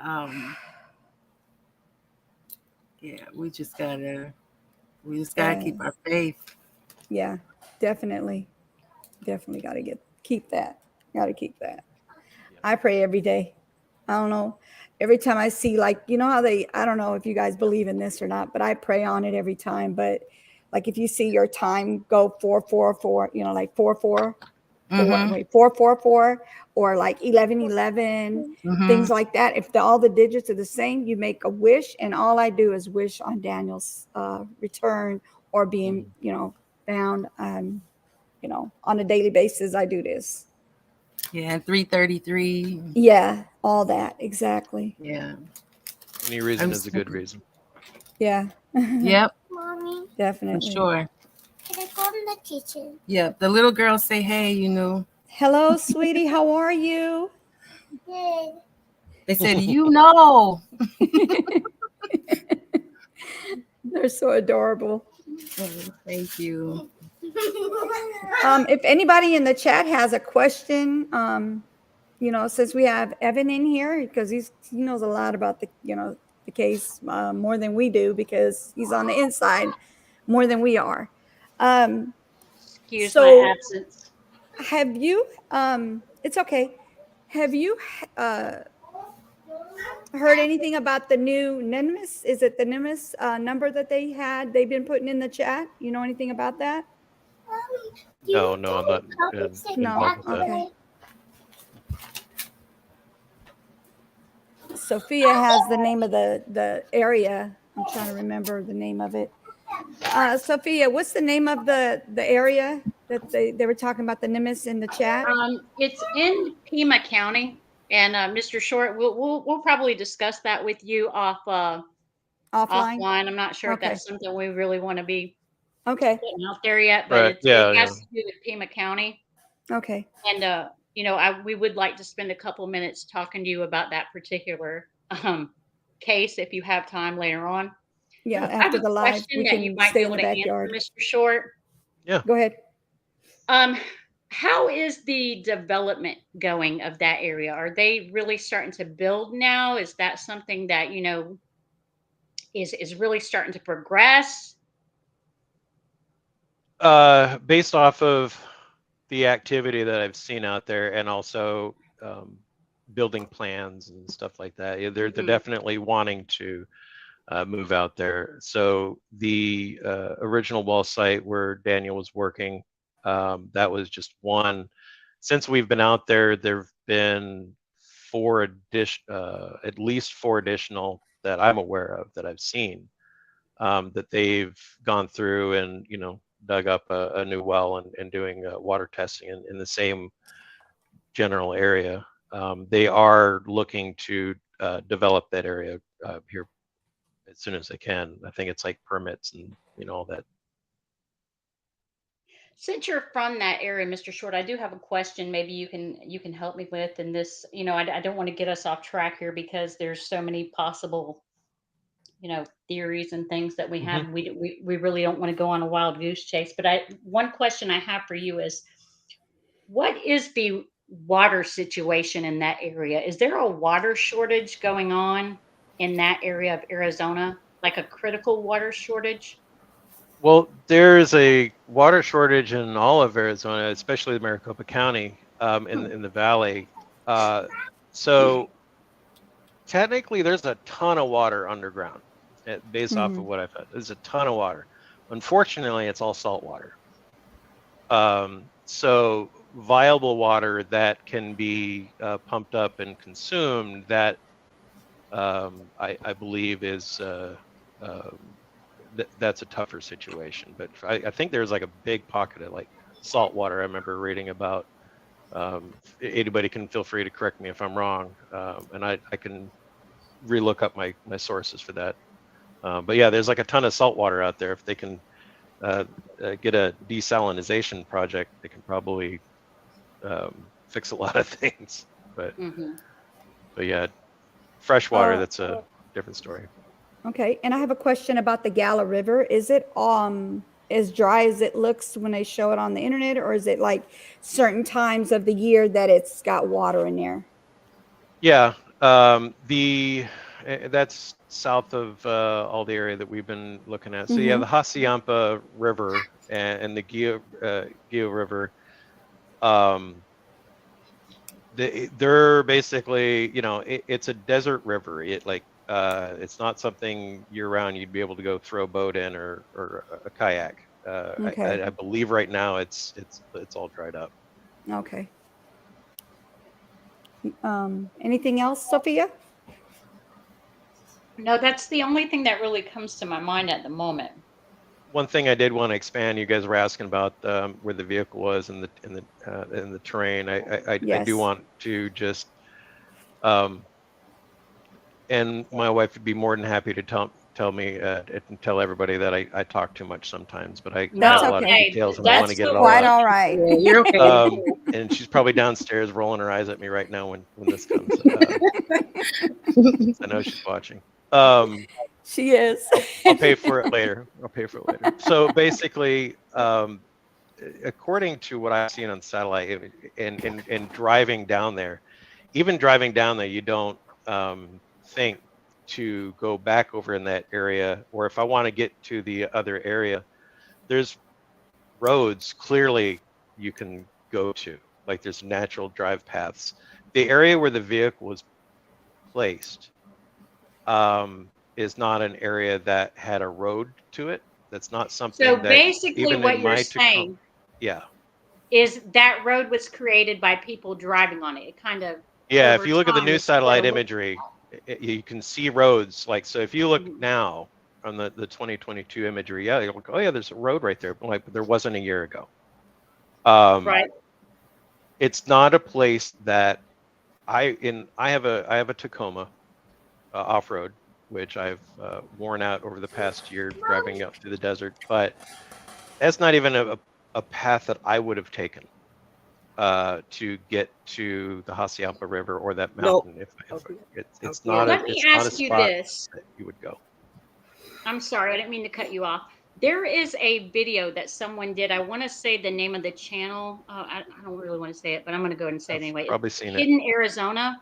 And the gentleman did a drive, and that gave us a lot of perspective of what the landscape is like there. Would you mind watching that with us and sort of Sure. answering some questions that we have about the landscaping of that area, Mr. Short? Would you watch that with us right now and kind of Absolutely. walk us through it? Sure. Yunu, can you pull that video up, please, by Hidden Arizona, where he's making that drive through the landscape? I want to get Mr. Short's commentary on Right. certain I would do that, questions I but have about that. right, I would do that, but because I don't have approval from Permission? that person, right? Yeah. They can strike my channel. Oh, okay, okay. But we So can do maybe it like we can look after. at that later on together. Yes. Yeah, And that's fine. he can answer some questions I have about Yeah, that that'd be landscaping great. in the area Yep. where the Yeah. vehicle was found. That'll be great. I already have think- people trying to strike my channel for some odd Oh, reason. Yeah, no. want to keep you up and running. Want to keep you up and running. Yes, definitely. So to answer some of the questions that I in a video that I have previously watched from a channel that may or may not sound exactly like the one you were just talking about, there was a couple statements that were in there that I flat out disagree with. I think there was a statement that said that Daniel's Jeep came from the west side up the hill. I completely disagree with that. That's how the vehicle got there. But it's rough territory back through there. Even now where all the paths and like there's a makeshift road back to it. It's a quarter mile and it still takes me like 20 minutes to get there. I mean, in my truck, if I didn't want to destroy my truck. It takes a few, maybe not 20 minutes. It takes a few minutes to get back there. It's a slow pace. It's rough territory, and every time I drive back there, I'm like, there wasn't a road out here before. It's just rocks and ravines and cactus. Right. So if it's that bumpy and rugged now, what was it like prior to that? Mhm. Right. That's not a spot someone would take a joyride to. So I disagree with the thought that someone that owned the vehicle, that loved that vehicle, would be driving randomly in that area.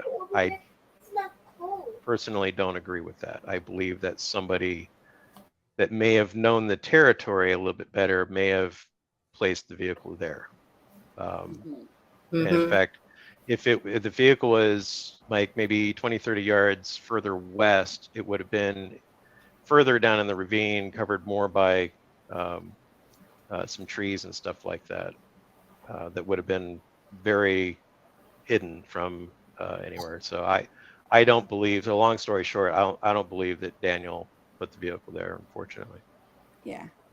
I agree on that one. That would be, I have Mhm. another in my question. opinion, as well. Yeah. Tea and Wildflower says, do you know whether the check on the well site on that day was the first time someone from Matrix New World checked on that site? Same question regarding Weber. From what I understand, that was the first time that somebody from Matrix New World was out at that location. I know some of the people like Daniel's supervisor and them, they may have a data that contradicts that, but anything that I've ever heard from them or anybody, it was, that was like the first time that they'd been out to check now Weber, I think, is the drill company, if I remember correct. Oh, well, I can't remember the name of the drill company, but I know the drill company had been out there for a while, because it takes those things are out there for weeks drilling, and then they finally hit water, and then that's when a hydrogeologist would come in and test the water, because they need to see if it's fresh water or salt water. She said, thank you. And your wife did roll her eyes at you, just in case you wanted And I'll pay for it later. to. Get him, Leanne. Yeah. One question I do have, Mr. Short, how far off of the main road is the actual place where the truck was, like mileage wise? How far would Sure. you say where the truck was off the main road is? Yep. That is a path that I've driven dozens of times and measured it from Sun Valley Parkway down through the road, through the power station and the wash, and then up the hill back over. It's 3 miles. Gotcha. That's what I thought. So, and she said, it's is Weber the contractor and Matrix is the consulting firm, correct? I believe that is correct. Yeah. So Okay. Matrix was basically called in to just as a, like a general contractor, that comes in and manages a project. They have, like a glass guy and a brick guy. And in this case, they have a drill company that comes in and drills, and then they hire a company like Matrix New World to come in and test the water. Okay. All right. So go ahead and you could answer the other question. I'm sorry. Go ahead, Sophia. Sorry about that. No, that was the only thing I had on my mind. I had to say it before I forgot, because I'm good at forgetting. All right. That's why I You read can go everything ahead down. and yeah. Me too. Go ahead, Evan. You can finish what you were saying before I cut you off about tea and wildflowers. Go ahead. I'm sorry. Oh, no, it's fine. Yeah, I mean, I could talk about this for hours, based off of the documentation that I've got. We've covered just over 20,000 square acres, and that includes the searches that were prior to the vehicle being found, because I got that data, and then based off of all the areas and the data that we've covered. So between line searches and hasty searches, we've done just over 20,000 acres, which is a lot of land. Yeah, that is. So mileage wise, how much mileage is that? How many miles? I'm sorry, how many miles? Would you say that is like 30 square miles. 30 square miles. I'd have to look. I've got a map application that I can just click on it and it'll tell me, but I don't have that up right now. But yeah, it's Okay. about 30 square miles. Okay. We've done about 10 square miles of that is all line searches. Okay. All right. And when you say line search, that's when they like basically not holding hands exactly, but like side by side kind of thing, and kind of like Yeah, making I sure they always don't say- miss anything, right? Yeah, I always say like social distancing, 6 Yes. to 10 feet apart. Okay.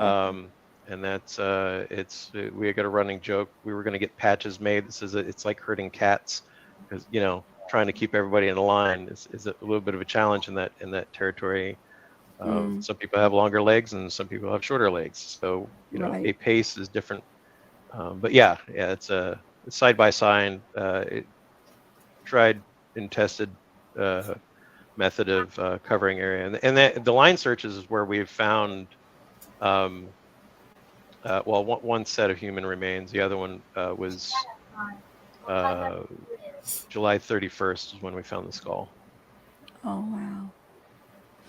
That's not the one from the Florida, right? Where they were saying that they found out who the skull belonged to. I can't confirm that because I've got mixing data on that. I Okay. do have Ms. Robinson and Jeff McGrath saying that they've spoken with the family and that it was identified. But if you go to the Maricopa County website, it still shows that it's not identified. I haven't wow. really readdressed that. Okay. You know, the county may have not updated it, or I wasn't involved in meeting the family, but I was told that they had met a family based off of the sketches and stuff like that. I don't Okay. have too much of that information. But Okay. just going off of what they've said. Right. Are they thinking about going any further than that 30-mile radius? There's several areas that I would like to continue to search. Mostly, there's a few theories of where we're searching and why we're searching in certain areas, and we've covered multiple theories. Everything from the theory that Daniel did drive the vehicle out there, hit his head, had a TBI, and then went walking. So that is one theory, and there's the other theories of some unfortunate circumstances that he may have ran into somebody with nefarious intentions out there. Okay. And we're searching based off of those areas. So based off of him walking, we would want to search further south on the Hacienda, and also just west of it. And I believe that's where David's having a group of people search. We've been trying we haven't had the ATVs and stuff to get people out there. Yes. And I wasn't about to ask people to go to the ravine, hike a mile, and then do a search, and then hike a mile back. Right. That was just, we didn't have the safety equipment in place to cover that. So you guys haven't found anybody that's willing to even give their ATVs? I've seen lots of ATVs with people in Arizona. So we've been hitting up ATV groups. I believe that Ms. Robinson has a group of volunteers with ATVs that are going to be going out there this weekend. Okay, I believe great, that is the case. great. I'm not involved with David's now taking over all of the search logistics and all of that. I'm just a knucklehead that shows up. No, you're actually needed. Trust me, you're needed. Everybody's needed, but thank you. Your wife said, she said the skull is still in Nimitz and unsolved as well. Correct. Yeah. So that's the information that I have. Yeah. I've been told one thing, and then we look up that information, and it's another. Yeah.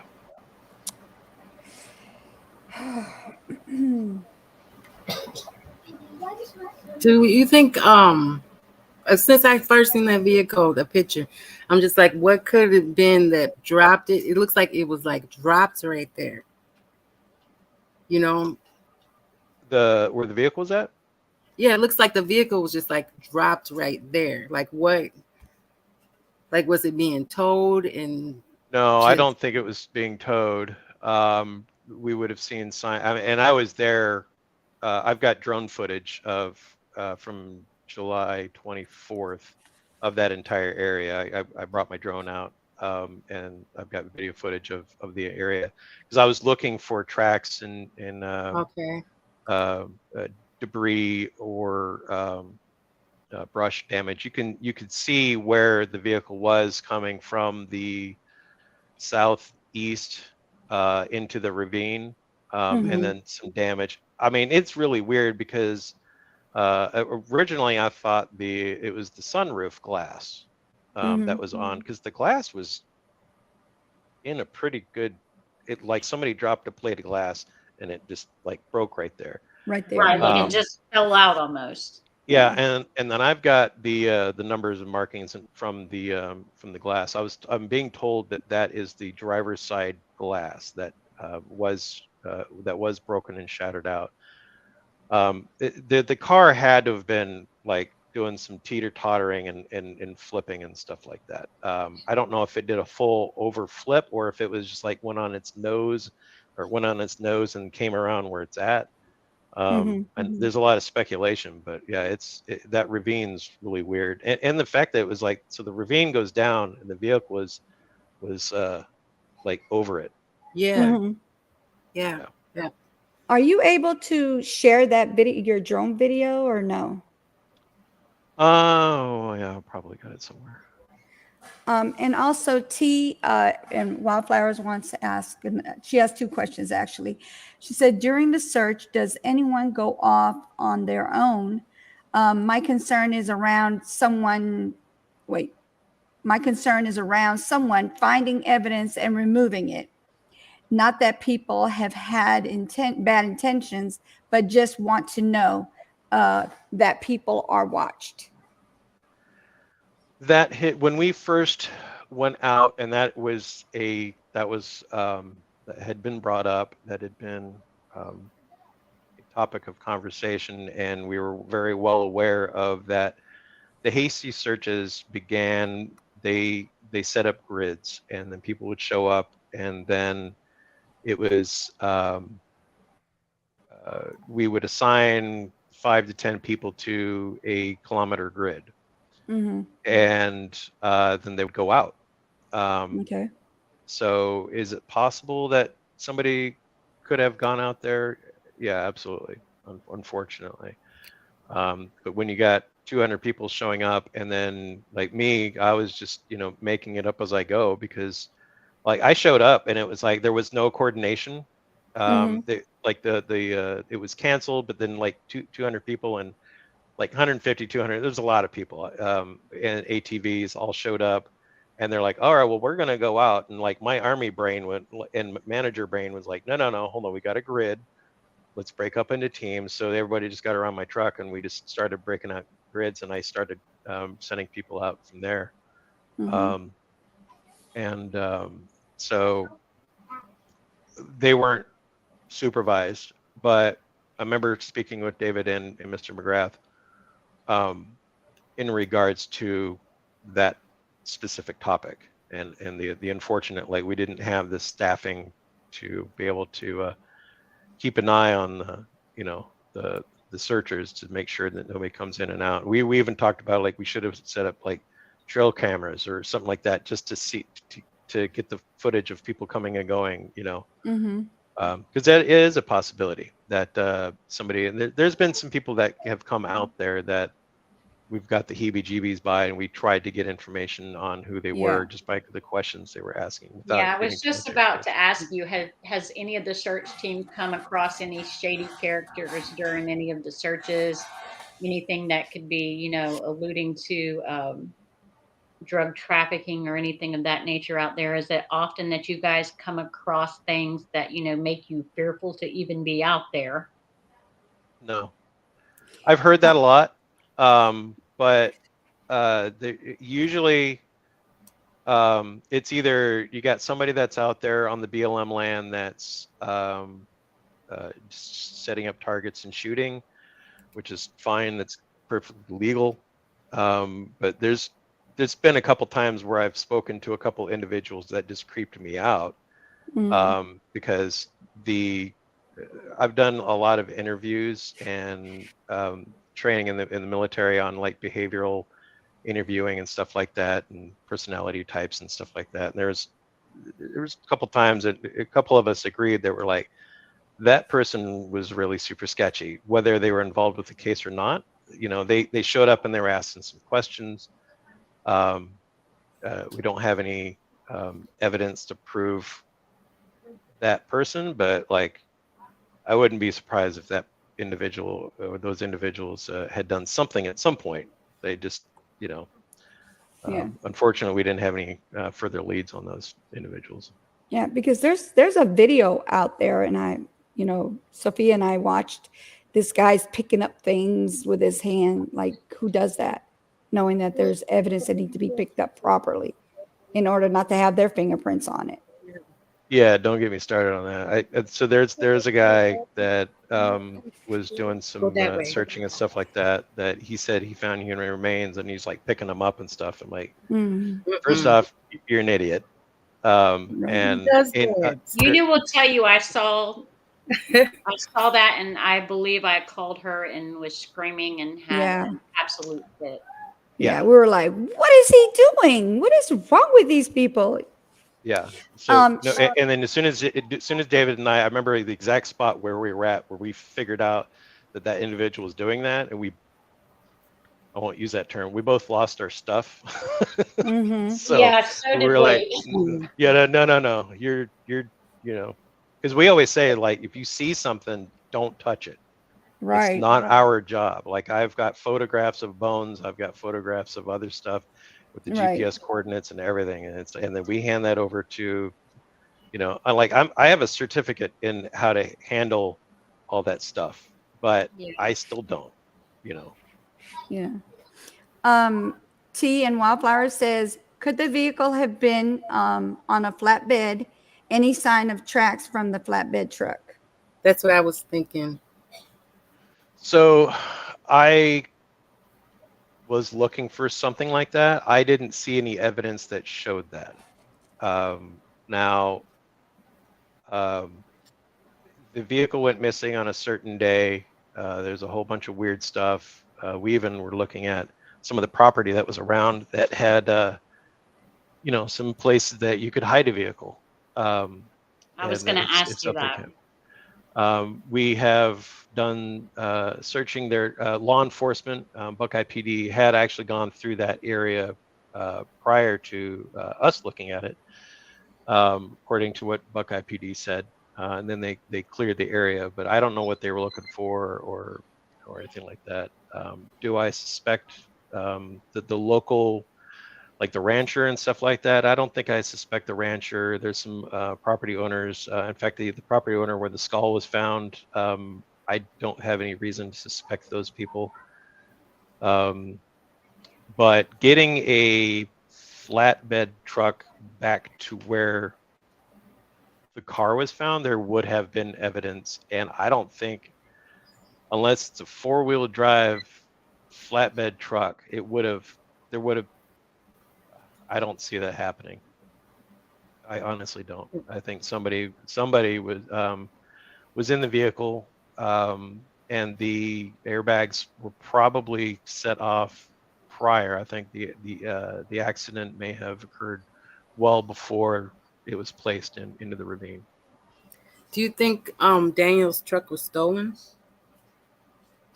I don't rule that out. If it was, I think it's kind of weird. Like, all of his stuff was there. Like, his clothes were inside out, which is weird.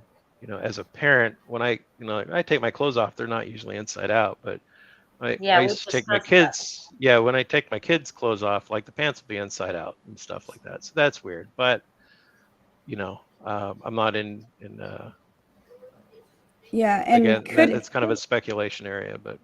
And there's not 100%, and it's not even 100% that it's even his clothes. I really kind of wonder if those are even his clothes. That's what I think too. But I was thinking maybe like if it was stolen, then that would explain why somebody would keep hitting the gas, after they crashed it, just off their head because you're doing something crazy anyway. So your adrenaline's probably high. It is definitely an area where people ditch joyride cars. We've come across multiple of them, like multiple. I literally have lost count. Right. There was a nice Porsche car that, and I'll have to look up the photos and the data, but and nice, it was all burnt out. We've found burnt out trucks. So I mean, it's definitely an area where, like, someone steals a car, like something happens, someone steals a car, and then they go to ditch it. We've found them all up and through the Hassayampa. We've found them just off the road so you got like these wash overpasses that have like a tunnel underneath the Sun Valley Parkway. We found one down in a ravine closer towards Torteso. So like that, I don't rule that out at all. Somebody, Daniel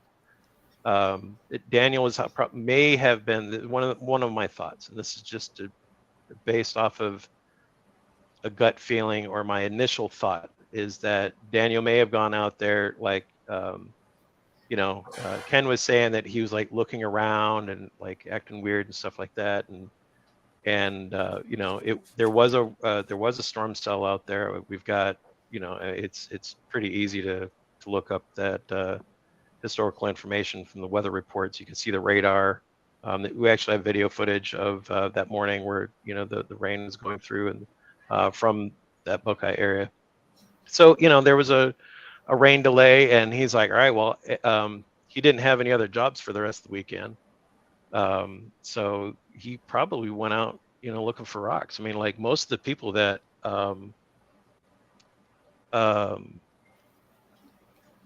that go out there, we always come back with some rocks in our pocket of some sort, because there's a bunch of really cool rocks out there.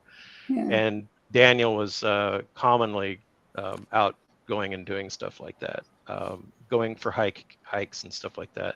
I think he probably went out just to, you know, go out and spend some time, and may have come across somebody that just saw, you know, unfortunately a clean-cut African-American man out in the middle of the desert, and things may have gone sideways. And you know, I'm hoping that is not the case. I'm hoping that he did want to change his life, and he's like, you know, selling stuff up in Flagstaff or, you know, whatever. I hope that, because that means he was alive. But unfortunately, Living on the beach drinking margaritas. I would join him in a heartbeat. Yeah. Margaritas and Mai Tais, man. I'll, you know, but I hope for that possibility that he's still out there. But I hope he's still out there too. Like that, Yeah. you know. 100. I think about this this. I mean, you know exactly where it is, right? So that new development is coming up so fast, and I keep thinking, like, what if Daniel went that direction and left things behind, and they're just gonna build right on over it if he's gone this direction? You know what I mean? This is what my head thinks. God. Yeah, it's a good point, D-Love. So, and I don't rule out that if he did want to change his life or whatever, and he wanted to like ditch the vehicle and all this stuff there, that's a possibility. I don't think it's likely. Though? Like, why would you Well, tear your vehicle so violently? Most people just like disappear out the crib. That's it. They don't like tear it up. Oh, maybe they might tear up a room if they're having like a breakdown or something in their house, and then they're just gone. But to wreck the things to go to a peaceful place, right, you know, and to wreck your things. I don't know. This is just my opinion. Disclaimer. No, I don't disagree with you. I mean, you know, so it's like, you know, you have the aspect of, you know, that I try to look at every option, and when people come to me, it's like, all right, well, now where are we going to search? I try to, you know, have us look at every option, and we have for, you know, past several months, you know, You have to do it that way. Yeah, you have to. We were on a search, and there was a lead up in Sedona, and it was like, and then we had like within minutes, you know, Mr. McGrath and some other people like took off to Sedona to follow that lead. And so we, you know, look at every possibility. So if either Daniel dropped the vehicle there or somebody else dropped the vehicle there, are my two theories that the vehicle was definitely ditched. I don't see that as a path to go for a joyride and have an accident and then bump your head. Right. Is it possible? Yes. Is it probable? No. Because when, you know, if somebody really wants to start a new life and not be found, they still have to have resources. They still have to have money. They have to have some sort of identification, and, you know, at least a set of clothes, you know, your wallet, your keys. There's, from what I understand, there's been nothing going on, you know, odd with bank accounts or anything like that has popped up at all, to my knowledge. So we have to ask ourselves, you know, is it possible? Yes. Is it probable? You know, and it hurts my heart to say it, but no, it's not probable. That's an accurate statement that I would agree with. Yeah. Navy Girl said, could it have been dropped by a halo? Well, as someone who is in the military, sure. You could rig a vehicle up to be dropped anywhere. Again, I would roll back to that same Is it possible? Yeah, probable. No. I don't see that it would. The vehicle doesn't look like it was dropped from like a height. It like for sure. I know for sure based off because there's tracks. You can see it, broken trees and stuff. It was on the ridge, and it came down. Like you could. There's evidence showing that it was up on the top of the ridge, and then it came down, tumbling, resting where it was found. Okay. And then Lakeisha says, Evan, do you believe that there is any way or possibility that the vehicle could have been overlooked due to poor searching? Yeah, what's your opinion on that, Mr. Short? Do you believe the vehicle was out there the whole time, or do you believe that it just ended up from somewhere else? Almost. Glad you guys asked me this question. I'm really glad you guys asked me this question because it's something that I have looked into. There was drone footage from July 16th of the area that I was able to get a hold of that show, and it wasn't right over, but you can kind of see the area where the vehicle was located 3 days later, and I've replicated that. I had one of our volunteers with a large orange cloth, like the search and rescue orange, holding it up about maybe 10 feet up in the air, holding up the thing, and then with a drone, we went around testing to see where you would have had to have been to see the vehicle. We've compared the video footage of from July 16th to footage that I actually had from the 24th, sorry. That was basically in the same area where the other drone was at. And it looked about the same. But when I went back, I think it was in February, we went in, actually I can tell you right now. February 26th, we went, January 22nd, sorry. I have all this written down. January 22nd, we went in, held up a big sign, and then like you could see it at an angle from a mile away. But you had to be really high up looking down at the angle because where the vehicle was at, it was down. It wasn't like maybe 10 feet down in the ravine, but I would say if you foot searched through there, you would have seen it. If they foot searched through there, you could very easily be 10, 15 feet from the edge of that ravine and not see a vehicle there, being back and then where the vehicle was at. You could easily miss it, unfortunately. And then by air, the color of the vehicle versus the terrain, unless you're right up on it, it would probably blend in, unfortunately. If they would have done a better search or an actual search, here's one of the things that needs to be looked at. And I tried finding information and I wasn't able to, but all of the Phoenix Air helicopters, actually any aircraft, there's websites where you can go like back a year, further data. You can actually look up the air tracks for all of and I started doing this with the search for Roberta Braden for Bobby. I was having a hard time getting information from Phoenix PD, so I went and looked up all of the Phoenix Firebird helicopter flight paths, so I could see exactly where they flew in that area. Unfortunately, those records only go back 6 months. I believe that there may have other helicopter units that I didn't have the air tag, but the flight numbers to it. So that information should be available that Mr. Robinson and his investigation team should look at. I brought that up. That if they want to question if Phoenix Firebird did a fly through in a fly path And even on June 23rd, there was a Phoenix Air. June 5th, there was a Civil Air Patrol. Like all of those flight tracks should be available online.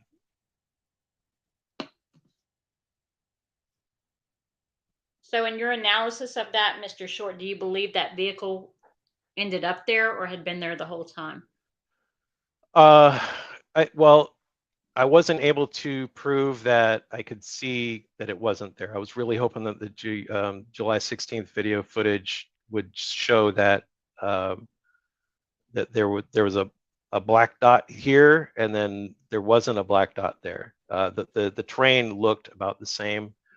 I have handed over all that footage over to Buckeye and Miss Robinson to have other people look at it, people that were smarter than me.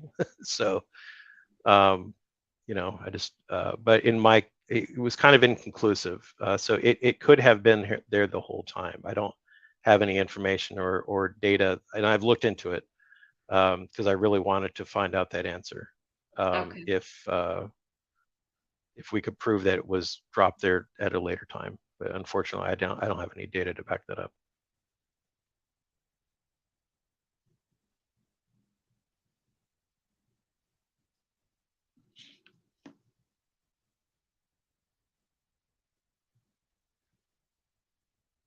Okay, Mr. Short, we have a question in chat, or anybody who might answer this. Do you feel maybe his life was threatened due to work? It seems that his job reports had power to stop development.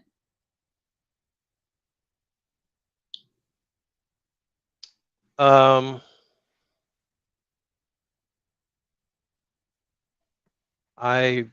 looked into, like I've said, I've done a lot of in the military, and also just as a manager, I've done a lot of interviews in my time. And then I'm pretty good at picking up on things from people. And I've asked questions in regards to that. Do I feel that if Daniel saw something that day that would have stopped the development, they would have repeated, they've done that, the same testing over again, and they didn't find anything. At least two times after since then. So unless there was a cover up both of those other times, and you know, Daniel found something and then, you know, something happened and stuff like that, I don't get the sense of that being one of the directions. That being said, Ken's story does seem a little weird, but I don't know why, and I didn't talk to the guy. I'm just going off of information that. Question I have, Mr. Short, is there anything that you've seen in the desert that is red or slight yellow? Because if you look closely at the photographs, there is slight, what appears to be like a slight yellow paint above the red paint. But have you seen anything red that might indicate No. that is the paint that's showing on the vehicle in the desert? Because what I've seen, there's not a whole lot of red anything other than the paint that has been discussed as far as being placed out there. The only Or thing that I've seen on that theory, and this is just pure, I don't have. First off, that paint needs to be analyzed. Yes. You know, that needs to be tested and analyzed to prove what my thought is. The only thing that I can think of, there's nothing that's out there that you would have accidentally bumped into. So that either happened on the road somewhere else. We've driven a dozen miles every direction looking for pillars or something he may have bumped into, or even well, I was going to say like a painted curb, but that paint was higher up. The only thing that I've seen that I would like to have the paint analyzed against would be, and I know this is probably going to contradict some things that have been put out there, but if you look at the tow company that pulled the vehicle out of the ravine, they use these pylons. They're strut mounts that you place on the vehicle, and then you ratchet it up, and then it can tip the vehicle over. those have red plates on them. Okay. So I would like to see that, and I've seen the photographs of that tow company. So that was something that we, So, myself and some other people looked at. theory-wise, in your mind, it's a possibility that when that vehicle was being pulled from the ravine, that there could have been a transfer at that time. That that's something that I would feel that should Not be rule looked out. at. Yeah, Okay. yeah. The other question with Tea and Wildflowers said, she asked, what do you think about the rancher's account? The vehicle could not have been there, lack of the interaction from his cattle.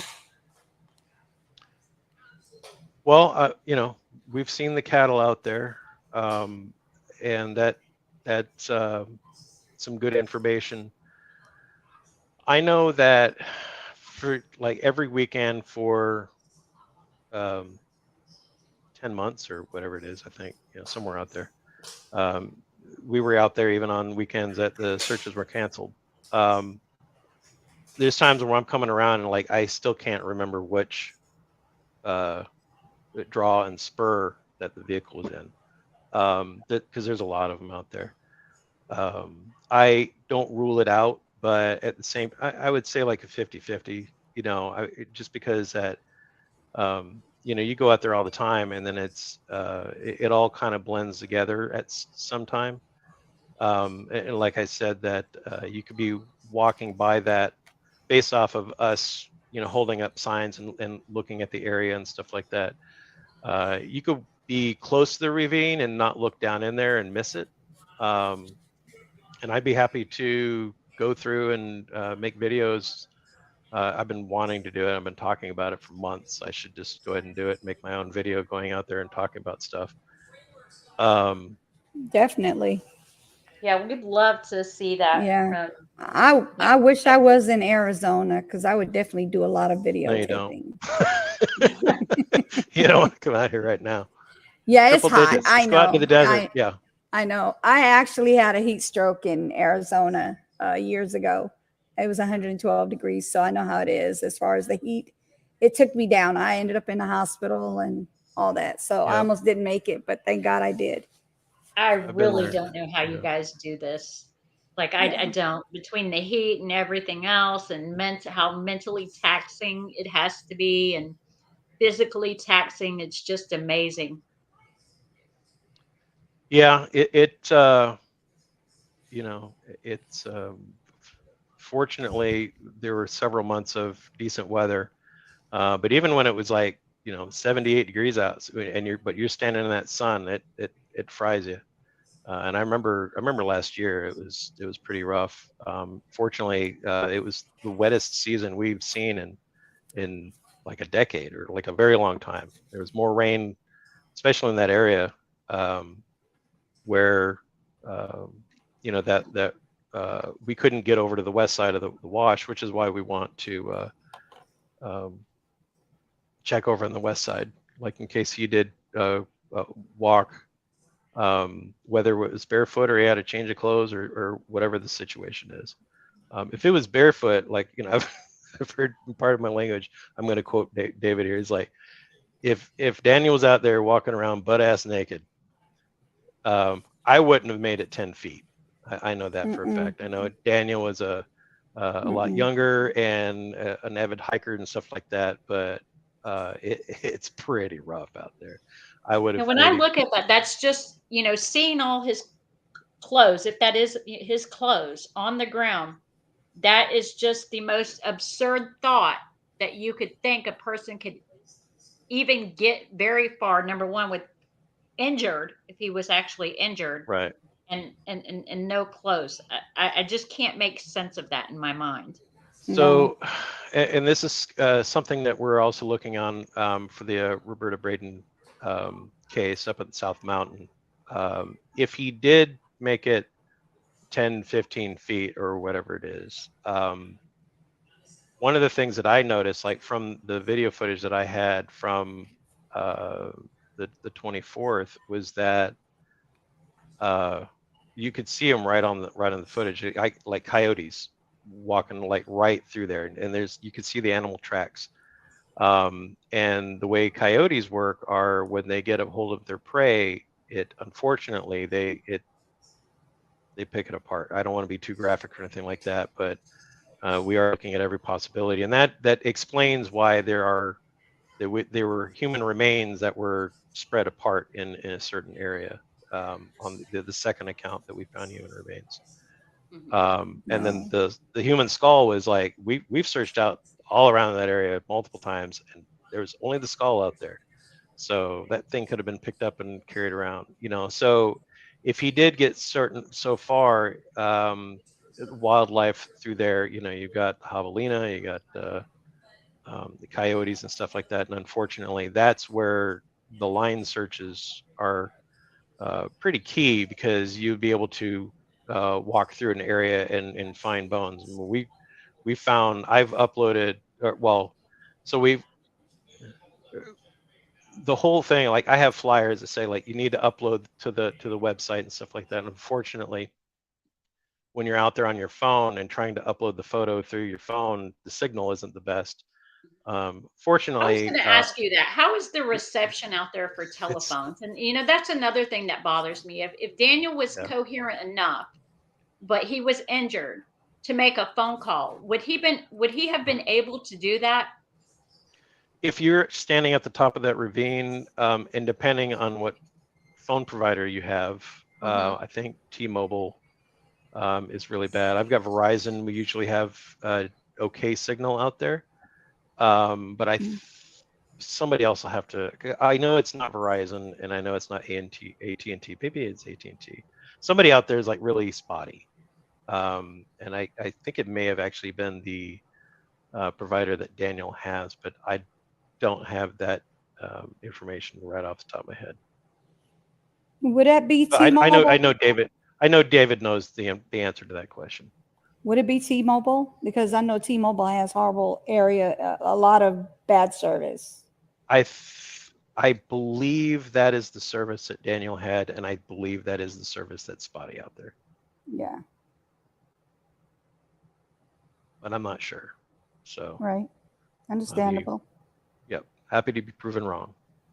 Let's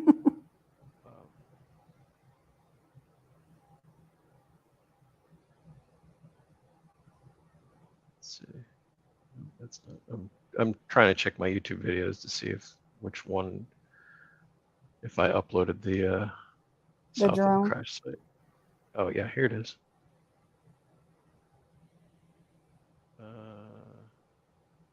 Okay, this was. Hold on, let me look at the beginning.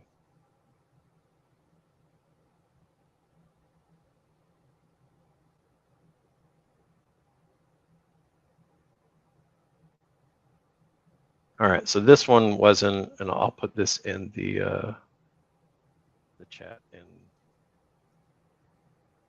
StreamYard. You can use that. I won't strike it against you. Okay. So this was oh,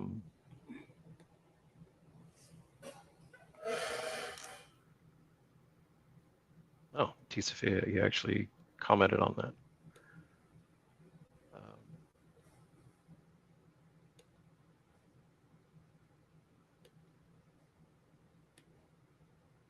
Yeah, and you can see where there's some ATV tracks and stuff like that, but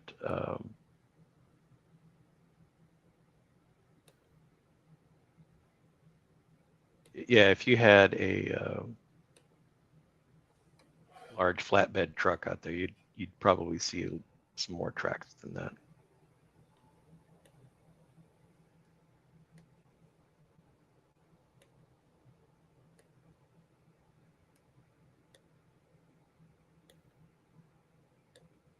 Yeah, and you can also see some of the tracks that I believe that. There we go. All right, so let me get my rotation. So those are the trees on the left of the ravine, if I remember correctly.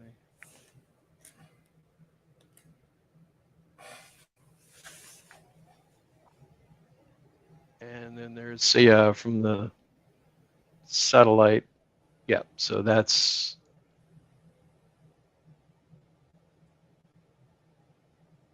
okay. So this is west showing, if you could pause it right here.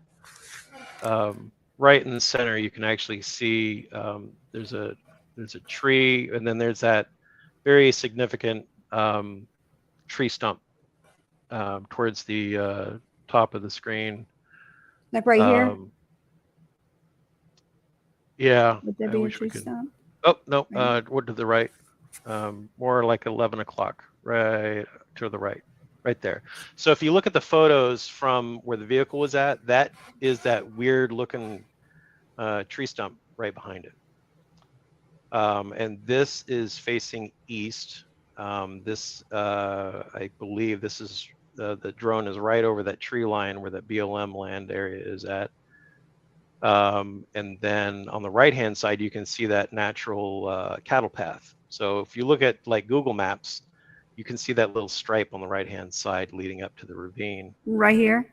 Yep. Yeah, that's a natural cattle path Okay. that actually continues down and then through the wash and stuff like that. It goes like, it shows Yep, like it's yep, going that's right exactly here. it right there. That's it. So that's a natural cattle path Okay. that the coyotes were actually later on in this video. I think it's this one. Okay. You can actually see. You can see lines right here as well. You can see tracks That's right here. yeah. So the ones that are coming from the ravine, that is actually the path. Those are still there today. Those are the wow. wheels from Daniel's vehicle being pulled out. Right here? Or right here? Wow. Right. Yeah. Right. Not the ones going up, but the ones going to that second stump. Right. Yep. Those right there. Right Those here. are actually the tires from Daniel's vehicle being pulled out by the towing company. And then you can see the path, the now a road path on the left. Those were not there according to the satellite imagery. That's all new stuff since the vehicle was found. Okay. All right, so let's go ahead and continue on and see what we got here. And you can see I'm like looking for, because I could see where the vehicle's pulled out, where it was facing. You can see some ATV tracks. Those are fresh. Those are like new from people going out there. Okay. And you can see right in the top left the tire tracks for where the vehicle's pulled out still. Right here? Yeah. So you can see some tracks there. Okay.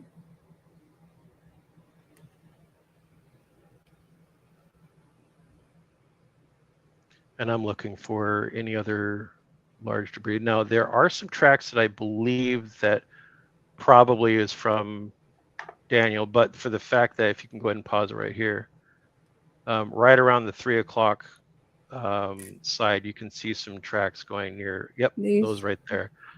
That is the path that I suspect that, because if you look at those, there's a path that goes right down where the vehicle down into the ravine. So I believe that those It tracks looks like it's right all in here.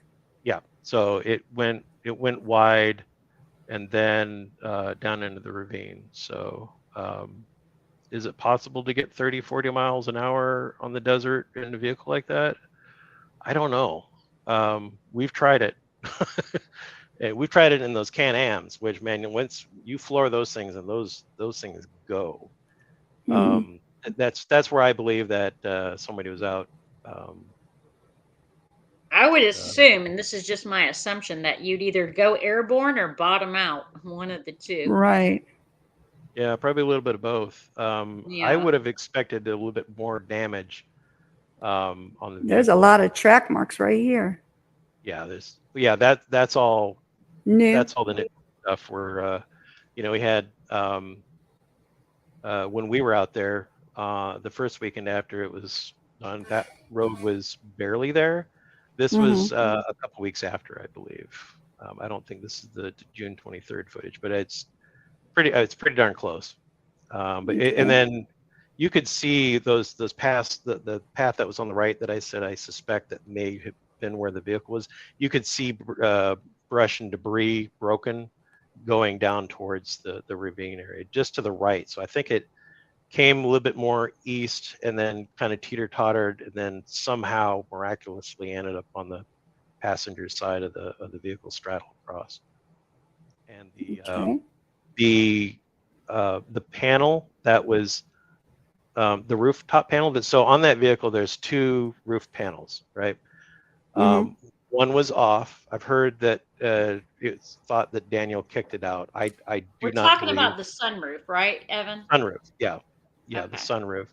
So the panel, and feel free to go back and look through all the photos. That panel, you can see it's on the ground underneath the front passenger side.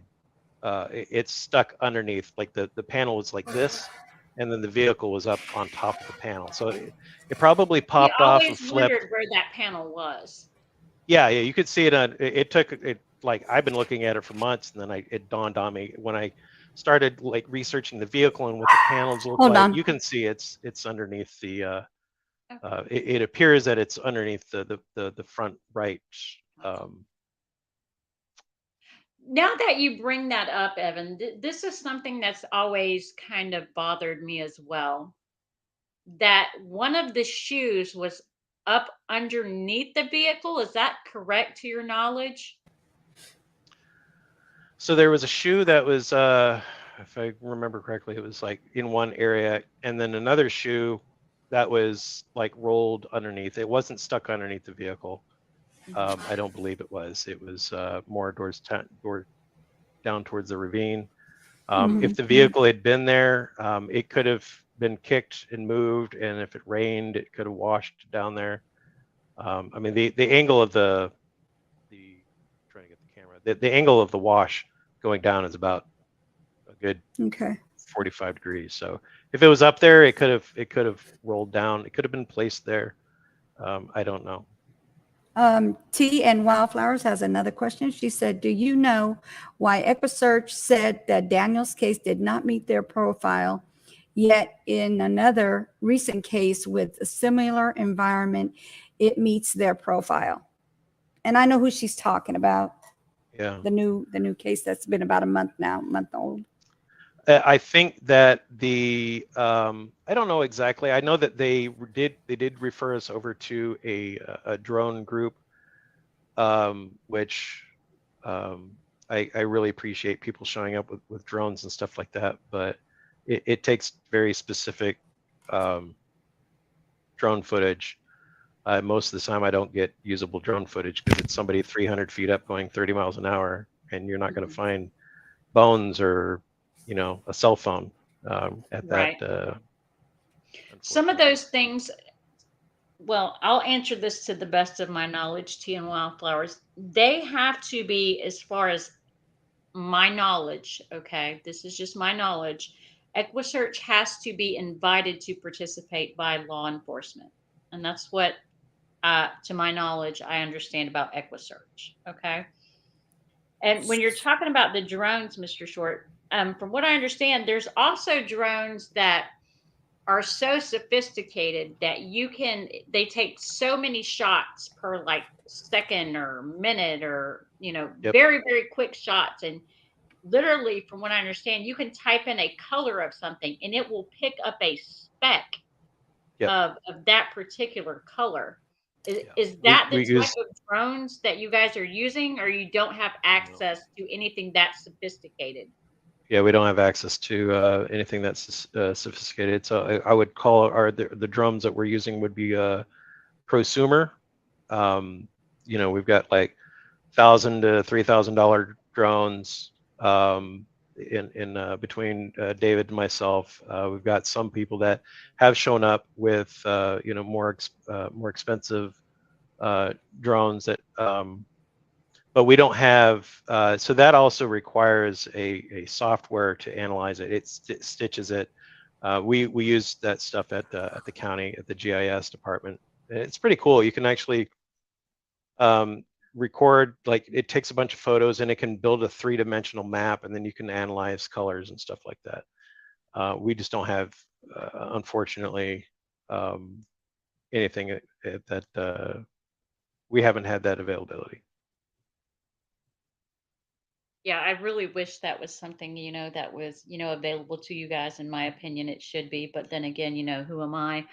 But Yeah. yeah, from what I We understand, we have talked to we- we have talked to groups phenomenal. that yeah, Yeah. we've talked to groups that went to go help us out through that. So this is going from the vehicle site in pretty much, I think that right center where we're at is, so on the left you can see it kind of forks out through the ravine. That path to the left is where we usually set up or stop and stuff like that. You can see some ATV traffic probably from law enforcement and some of the other searchers that have gone through there.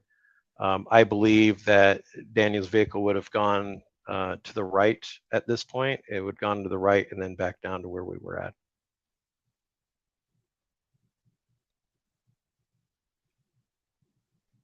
And then, And I know there are certain things that can be said in all cases, and certain things that can't be said.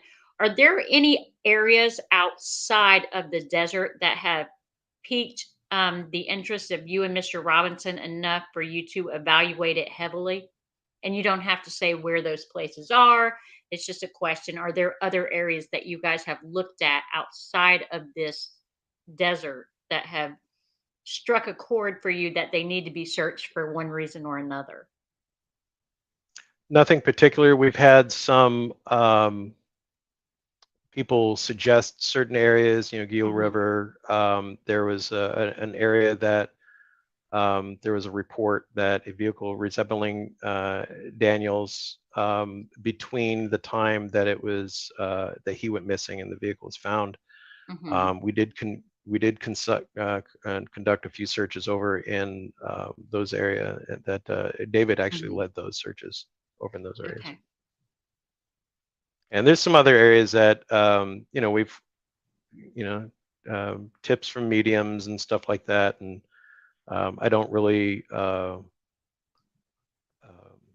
Put too much stock into those. I don't put, but when we've had an area that has been brought up a couple times that that we are I'm open to anything at this point, anything that would make reason. Somebody said that he was in Gia County and in the desert out there, which is like towards Yuma, 3-4 hours away, and I'm like, I'm not gonna drive.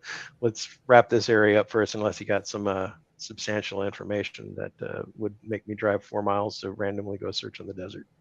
Okay. Midnight Rose said, would the county be willing to allow use of their software and resources? That's a tough question. If Maricopa County Sheriff's Department or any of their SAR groups were to be involved, they would be able to ask that. Unfortunately, I am a county employee, and one would think that I would just be able to go ask my friend, hey, can we go do this? But we literally have a policy that I can't sell Girl Scout cookies, much less at the county. There's like we can't just go like try to sell stuff or engage other departments and things like that. So there's unfortunately large red tape. I really enjoy my job. I like the paycheck and the stability. So I haven't crossed that line. But I have gone through some back channels to try to see if we can get those resources. Unfortunately, MCSO and the Sheriff's Posse, who there have been unofficially members of the Sheriff's Posse out on the searches. But I never said that, but it was unofficial, not associated with the county. So, but those resources have to be inquired and requested by the presiding law enforcement agency, which would be Buckeye PD. Okay. That.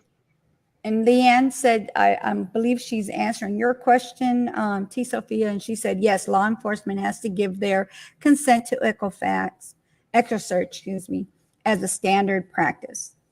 Yes. Yeah. And some when we were working for family for searching for Bobby, I was working with Phoenix PD, and they're like, yeah, we don't have to ask those groups. And then the groups are like, no, we have to be asked by law enforcement. So even then there's some confusion on that. But we've made it very clear that specific agencies that the detectives can reach out to help us engage. There's several canine groups that we've reached out to, try to get them involved. It's the same thing. And that's more of their own policy. They're not an official like law enforcement organization or anything like that, but they can't, as a policy, as a group, and I completely understand, they need to make sure that if they're helping for a missing person, that there's a missing persons case involved in there, and that so that's the proper channel to go through. That like in our advice, you know, when someone's missing, first thing you do is you contact law enforcement, you get a missing persons case, you have a case number, then cool, then in a detective and a sergeant that's involved, and you know, and then you can start branching out. So those are things that we're all kind of helping to put together, like on our run book. That's another question I have for you, Mr. Short. As far as cadaver dogs, have they hit on anything in particular? Now, I've heard there have been small dogs that can't even be considered cadaver dogs, but I don't know. This is all alleged because I'm not there, so I can't say Sure. that's either So, here nor there. But have you had any legitimate cadaver dogs out there who have hit on anything that is substantially Great question. at all? So as far as canine training, we'll just, and the canine training, there are multi certifications that you can get. You have air scent, you have water scent, you have cadaver scent, and you can literally, like on Amazon or somewhere, like buy these little containers that you can use to train any canine. I know I've heard I've heard David, he's like, they had a canine out there and it was like just a little fluffy dog and stuff like that.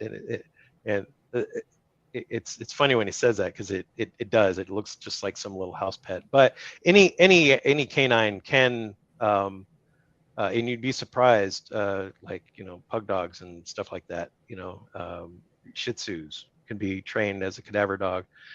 It's just the training and the process of learning how to identify a certain scent. These are all things that I've learned in the past year, right? Just by working with different organizations and stuff, and I find it fascinating. I kind of want to get a dog to start training for different stuff. You can have one that specifically just for bones, and there's a certification process for that. We have had multiple. We've had multiple canines come out. We had canines hit on a specific area. That we then conducted a search in that area, and then it was a couple of weeks after that we had another set of certified canines that came by, and I pointed them in a general direction just to see what would happen, and they hit in the exact same area. And after that we did multiple searches, including one very large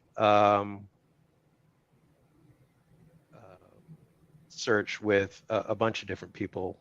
I'm trying to figure out what day it was, but yeah, it was a kind of an interesting day. The group of people that were out there.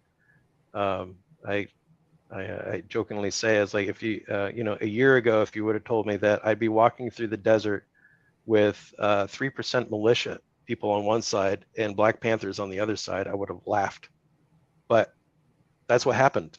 It was just like the type of community that came in to help out. So we did do searches through the wash. There it is, October 23rd. And then also November 6th. No, October 30th. October 23rd and 30th, we conducted searches, and that was through the wash area where the cadaver dogs hit. Unfortunately, we didn't find anything, but I do think it was very particular that two sets of canine units a couple weeks apart were Are hitting in the same area. hitting in the same area. Yeah. And we've, I mean, those are just like the official searches.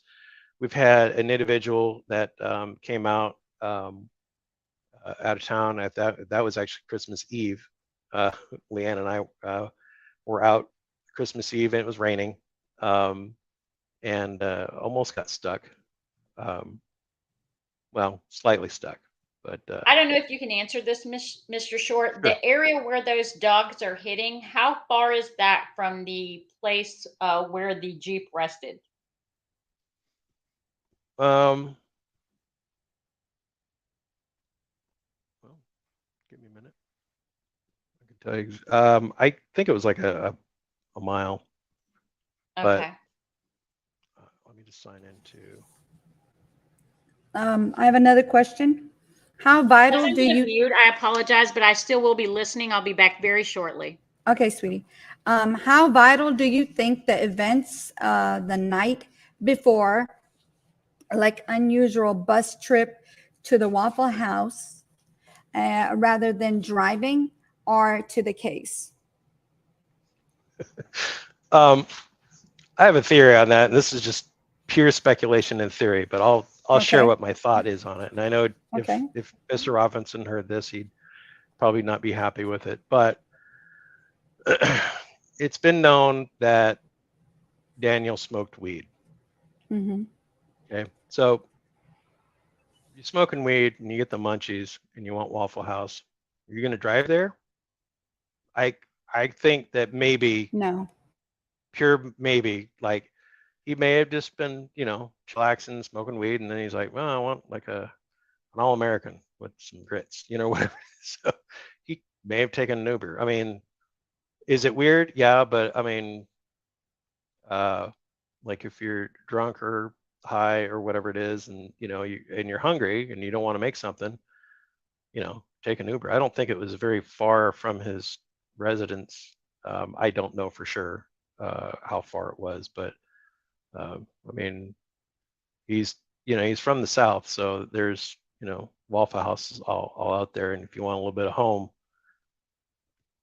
I've been known to, like, after we go out to a show or something like that, then it's I'm hungry, I want some Waffle House. So can it be weird? Yeah, you can definitely look at it like that, but at the same time, I mean, I don't think it's too crazy of a thought that maybe dude just wants some Waffle House Yeah. because he had the munchies or something. I don't know. Right.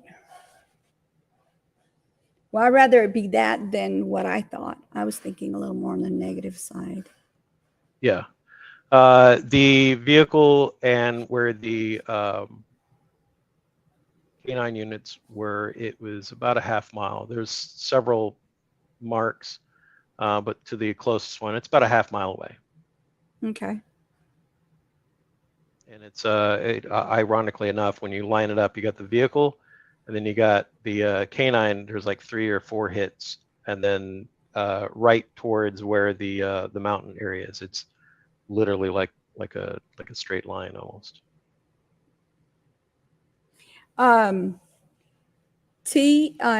Wildflower says, seems like a stretch to get on the bus and just avoid driving under the influence of weed. However, I respect your opinion. No, yeah, and like I said, it's, I'm just like, is it weird? Speculation. Yeah, totally speculation. I have no evidence on that at Right. all. But that, like, if somebody was like, what's one hypothesis of a dozen, that'd be one thing. I mean, it's I don't know if he took an Uber or a bus or whatever it is to get there, but I don't think it's too far-fetched, but Right.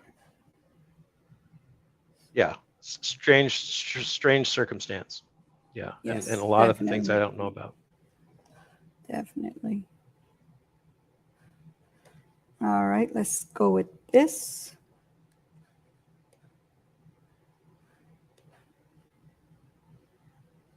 All right, let's see if I'm good oriented. Okay, that is facing south. I think on the right-hand side we should be. Lost my bearings. Yeah. Okay. So this is south of the accident, towards the top. You can see that that cattle path. So I was Mhm. looking for Would that be tracks. this right here, cattle path? Yep, that's the cattle path. Okay. And that's down into the ravine there. So this is where I Okay. was trying to document any paths. This way, going nice and slow, and you can see those paths there on the bottom right that lead right towards the ravine. Those are the ones that I suspect that would have been where. Like right here, all this that goes this way? No, that's all the new traffic that Oh, okay. that came up. We go back about five seconds or so.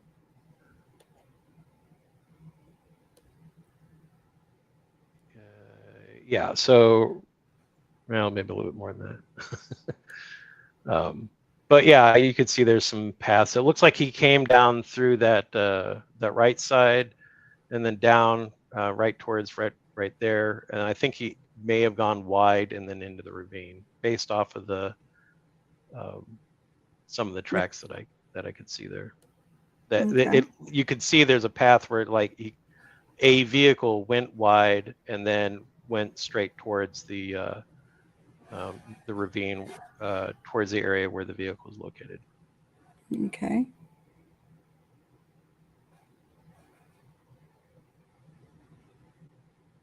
And you can also see somebody did a little bit of a loop back through there. But so this is where I was looking for, because originally I thought that there was a path that may have gone, and the tracks you see on the left-hand side, those are the new ones that people put in. Okay. You can see kind of a pathway on the right-hand side there that I originally suspected, but I don't think that This right here? Yeah.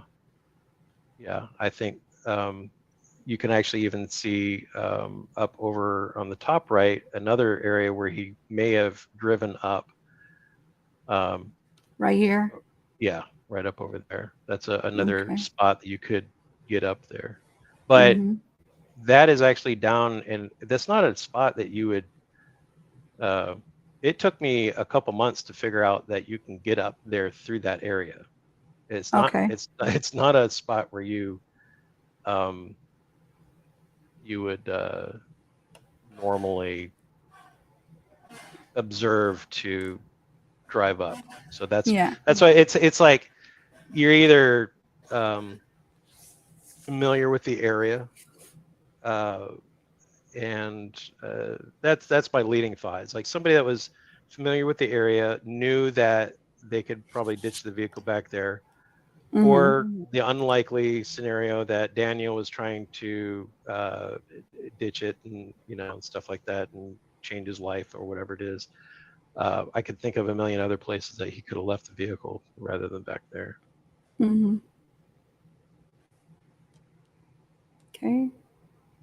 And then you can see my truck and my Your truck right here? Hodgepodge tent. Yeah, that's Okay. that's our tent we set up. So that was just like a command center that we kind of set up when we had a large groups of people out there, and then that way we had a centralized spot where we had water and medical supplies and an air conditioned, not air conditioned vehicle, because that's where.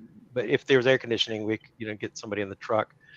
And you could actually see. Oh, I remember what day this was. You see this David- crack right here? Is when you're there? Is this like a really wide, like a deep area that you can maybe fall into, or? Oh yeah, for sure. Okay. Yeah. That's what I thought. So there's Mr. Robinson. He's actually dropping off a volunteer that overheated in the desert. Right This here. is why it's So when you hear him, it's we need money for resources and stuff like that. Those side by sides, because that person was like 3 kilometers out in the desert, and Oh, wow. and was like just sitting down, and we got a radio from somebody else saying there's a guy that's down out in the desert, and Mr. Robinson was able to, fortunately, had a 4-seater side by side that Mhm. so those resources are critical, and that it did get to the point where he wasn't able to afford to rent those. We didn't have consistent volunteers showing up that had those. Mm-hmm.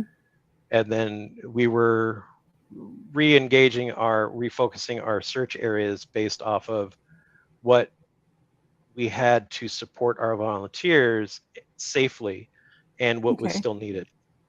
Okay. So we migrated that tent. So we always technically had a command center, Mm-hmm. but my truck was basically, so we have a person with some medical training. We got to the point where rather than me staying back and then sending people out, I was more involved with the searches and taking pictures and uploading them to the website and stuff like that. And then so our truck, the medical person with all the Leanne would always make sure we had ice and water. She'd always we're hitting QT up on the way and filling the ice up and stuff like that. So we always had ice, water, snacks, and then the truck would be there with the air conditioning, and the truck can go almost anywhere. Where the cadaver dogs, my truck was able to get all the way back over there and pretty much anywhere. But it's a 2019 Toyota Tacoma. I don't want to be driving it too crazy because it's also my daily driver. Right. So we had it was a mobile command center essentially. Okay. But yeah, it's a good thing that we were able to get that volunteer out safely and back to get hydration and stuff. So it's pretty rough territory up there. Yeah, I believe it. Yeah, I think that's just where I grabbed it. Yep.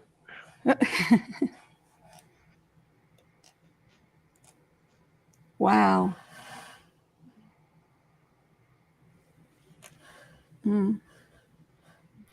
So, how do you feel about the rancher?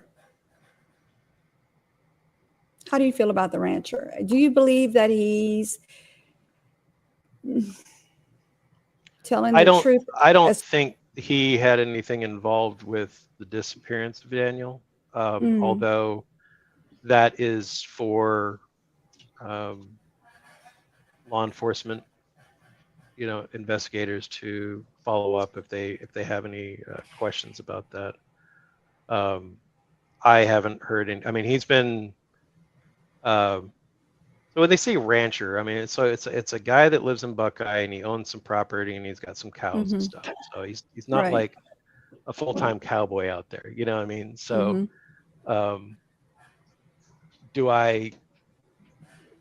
I've heard some inconsistencies in testimony, but in my experience, I know that that happens naturally. People can, when people say something, it's a dangerous thing that happens. You can subconsciously say something and then the fact would be just a little skewed to the left or right or whatever it is. And then when you repeat it starts, going, and then that's your new truth. That's why, getting those initial testimonies, and then you can also follow up secondary testimonies on that. It's a method for investigation that you inquire multiple times to hear what the story is. Sometimes you can hear some things. Okay. I don't know if I find the rancher suspect, but I don't know all the aspects either. Okay. And what do you think about Ken as far as so first of all, he sees his shoes are untied. He's able to see his boots are untied. He could tell that his eyes are dilated, but he doesn't know what he was wearing. Does that make any sense to you? Like, why would somebody look up and down but not be able to see what's in between? Well, does it make sense? No. Can I kind of understand it? Because there were times, for example, I remember when I was a restaurant manager and I got robbed at gunpoint. I could tell you a lot about the gentleman that had the gun that was pointed at me, but I couldn't tell you what shirt he was wearing. Oh, wow. Now, different circumstance, being able to recall, the way memory works is that you store the short-term and long-term memory type functions. I'm Mhm. no neurologist. I'm just going off of things that so you'll remember certain things that stand out to you, but like other details, like when you're looking at something, you have like a fog around your vision. Like right now, I'm looking at your profile picture, and I can see T. Sophia over here, but I can't really, when I'm looking at your picture and focusing on that, I can't really tell you exactly on the detail of anything over on that part of the screen. Okay. And that would be like if his eyes dilated. First off, Daniel had very dark eyes, so it's hard to tell. Mhm. Untied shoes, he may have noticed that, and that stood out to him. Do I That think wouldn't be it's uncommon though. Daniel had one hand. We have to remember, yeah, I wouldn't think anyway. and yeah, I don't I don't know how untied it was. Was it just like he slipped the boots on and just didn't feel like lacing them all the way up? I don't know. It's do I think that based off of the testimony that was given to Buckeye PD and then what David says that he heard from Ken, there's a lot of variations in that. Do I think that's weird? Yeah, I think there's just some weirdness to that. But anything that I think that is something that city, county, or state investigators should maybe follow up on. Okay. Yeah. And the other question I had was, if that was Daniel's first time in that area, right? As far as that's what's being said. As a geologist, isn't he like all over Arizona? Like all over the desert? I would imagine, well, first off, I've been all over the desert, not as a geologist, but just as a person that likes outdoors. And right. I've never, well, you would not. We actually were driving around South Mountain. I think it was just a few weeks before we heard that Daniel went missing, but that's because I've got an off-road vehicle. I like, we like going out and stuff like that. We were flying the drone, type stuff around South Mountain, but this is on the northeast side of South Mountain.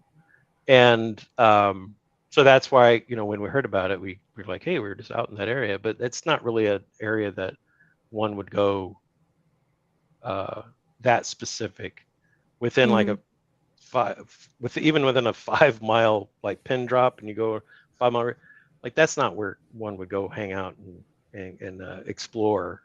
There's other areas around the mountain.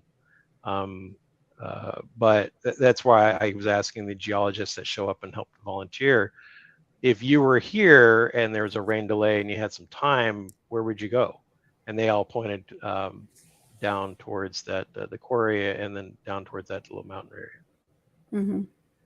or towards an area south of on the southwest side of South Mountain. It's like some red rocks and stuff up over there.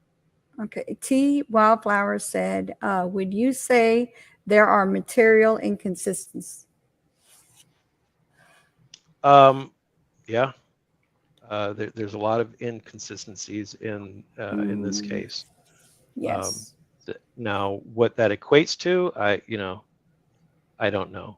But there's a lot of questions that I would like to get answered that I know that I have not been brought into the inner circle to, but my Intel analyst evaluating IT, brain wants to like answer all these questions and stuff like that. So yeah, I'm very intrigued as well, in a lot of these details.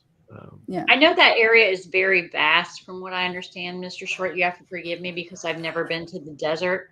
Is that a place where you could easily become lost or disoriented? Yeah. I mean, there's definitely, and fortunately, there's a couple significant landmarks out in that area. So I had thought, you know, if you got to the top of the ravine, you can see South Mountain, or I'm sorry, White Tank Mountains. I keep saying that. I have different cases. So White Tank Mountains, you can see the mountains from that area. You can also see the very large power lines that if you drive in and you drive over to this area, you drive right by the power station place. So there are landmarks, but there are also spots when you get down in the ravine, those go away. You won't be able to see clearly some of those areas. But that being said, after going out there, you know, 3, 6, 9, 10 months or so, when I'm out there driving, either in my truck or a side-by-side or an ATV, or even if we're on foot, you know, we can still get mixed up and turned around. So it's possible.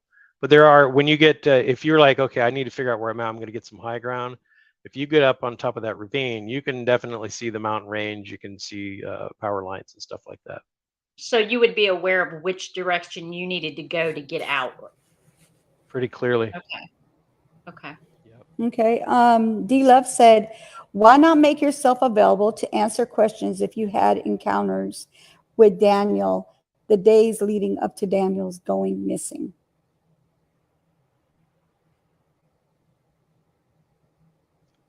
I'm not sure. Make yourself available, answer questions if you had encounters.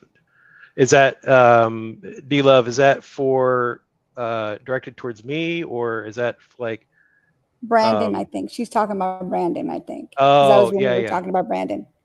Yeah, the rancher. Mm-hmm. Yeah. I mean, I know he's been spoken to multiple times. I've not heard that he has made himself unavailable. Okay. If I have not heard that being said, I know that he has spoken with Miss Robinson a couple times. Like, he hasn't come out and joined the searches, but like, I could make a phone call and I can get on the phone with him today and go out to his property if I want. Like, it's been made well known that he's pretty open about anything really. Okay. She said, or anyone that's seen Daniel. So that would be whoever he ran into. And then the other question I'm still wondering about is, why hasn't he been able to get the information about when he was at the gas station, when Daniel said, you know, as far as they say, he was at the gas station. There was, and then when I talked to David, he told me that the video or the picture is not even, like, you can't tell, like, it's blurry. That's what the police said in the report as well.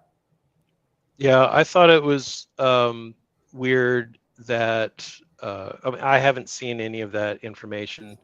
I was told that there was surveillance video. I would imagine right now that it's been looped out of cycle and not available. But I think when they go there, they even when we on another case, we had law enforcement that showed up, and they, you know, they'll take a snapshot, but they didn't get the full video getting from it.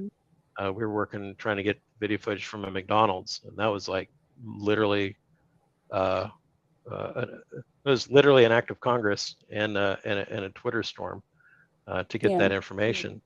But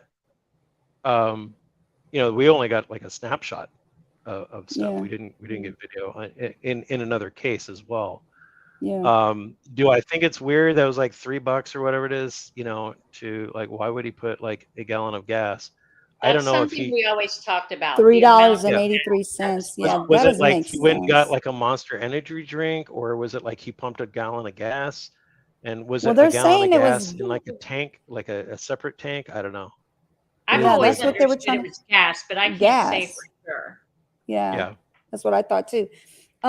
So yeah, I wanted to kind of say something happened with my son. He had a wreck, and there was a store, like a place that had cameras They were able to tell us what happened, who caused it, and everything. That same day, they let us come look at the video. I don't know why these people in Arizona don't want to show anything to David, like the real thing, the actual video, versus him getting a picture of something or a click of this, a click of that. Like that's not Yeah. right.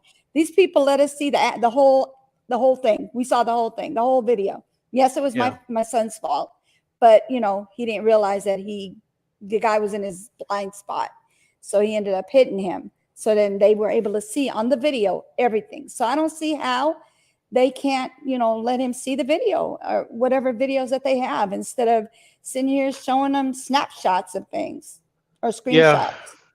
Yeah. Based off of working with other cases and having to get video footage, it's a company by company. I know like McDonald's was very, you know, adamant about like they only show the footage to law enforcement. We literally had to get one of the state senators' offices involved to make some phone calls and use some large social media presences to hashtag the heck out of at McDonald's. And they finally got us in place, but they allowed law enforcement to go back. And then also, but it took some effort for McDonald's. But then we also worked with like Chipotle and some other places. They let us right in, and so it's a case by case thing, and it's mostly like corporate fear. Like they don't want to, you know, the guy that's making just above minimum wage that's running the place doesn't want to get in trouble because you know fear of whatever it is and stuff like so like I kind of get that. It pisses me off, but it's frustrating, but like you know, devil's advocate, okay, I kind of get that. Oh, we have another question. Hold on. Sure. Yeah. Let's see. He's pretty vital in the case. The rancher told the police that the vehicle was not there a few days before. Why would they put that in the report? That would change the whole case. I agree. Yeah, definitely. Yeah. So the and I have spoken with Detective Biffin about that fact, and then they're like, well, we weren't able to prove that or not. Or he came some line, but I asked him, as you know, Detective Biffin, he's the lead detective on the case. I was like, why isn't the updated testimony from the rancher? They're like, well, we already had a testimony from the rancher. And then of course I was like, well, you know, it's good to ask questions multiple times. Like we search areas multiple times because it's beneficial. The second time we searched one of the grids is when we found the skull. That was a grid that I sent people out to a second time, and then they missed that the first time. Yep. So you know, that's why it's would be good to follow, and that's why I said, I was like, you know. Or did it just end up out there between the first time you searched it and the second? I mean, it seems, you know, who knows? You guys are coming across out there. It did. One of the volunteers that was actually out. In fact, she's one of the hardcore volunteers still to this day. She was out there that day, and she was with that group. She's just like, you could see on the ground where it, like rain or whatever it is, you could see where it was like dragging like a path. So like it may have moved, but who knows, you know, it's but that's why I think the case needs to be revisited. I think it would be beneficial for state or county to somebody to come in.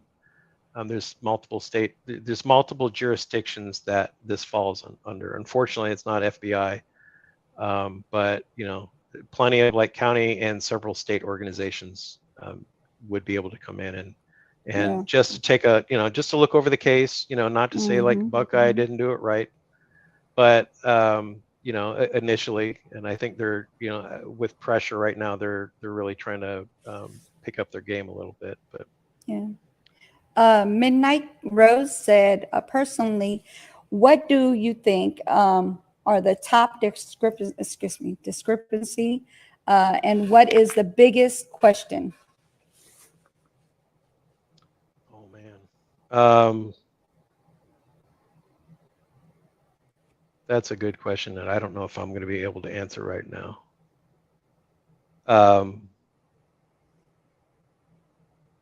My biggest question is,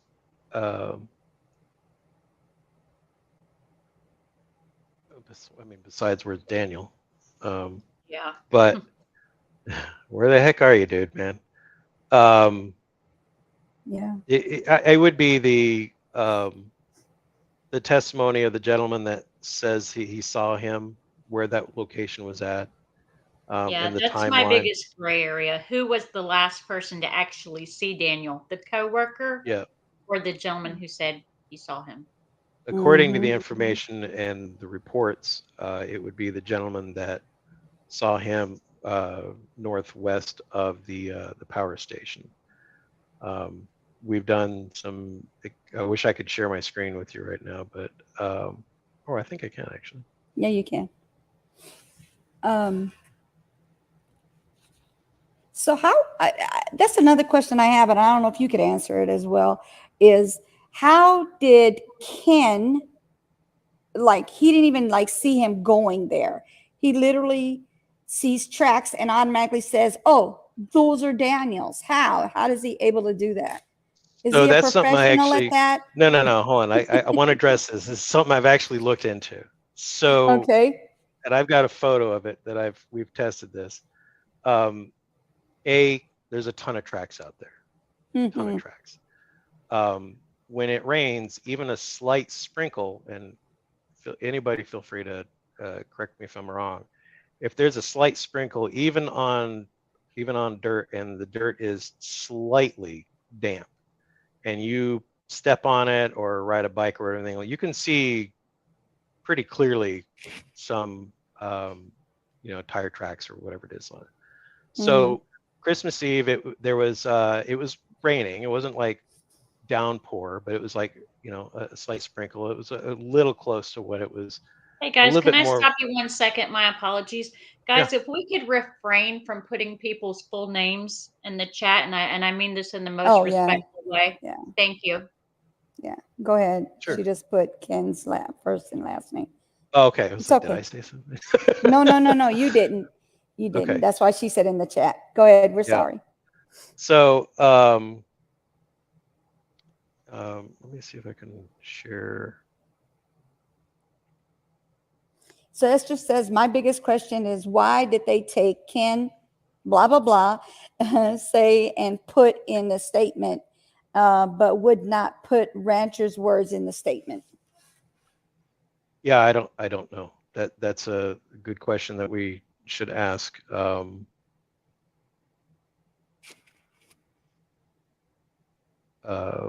That's a great question that the law enforcement needs to answer.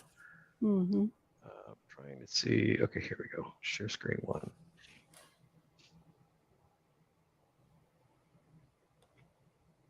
There we go. Okay, so now I got some lines in here and stuff, but I've also archived some stuff. Otherwise, it's just like a bunch of mad, crazy lines. Mm-hmm. So when we use the Gaia GPS app, I will mark off areas in different sections. So this is how I keep track of stuff, and you can see that there's photos all over the place here. So the green indicates areas that we've conducted line searches. You can see like we've gone like along the south along the road, and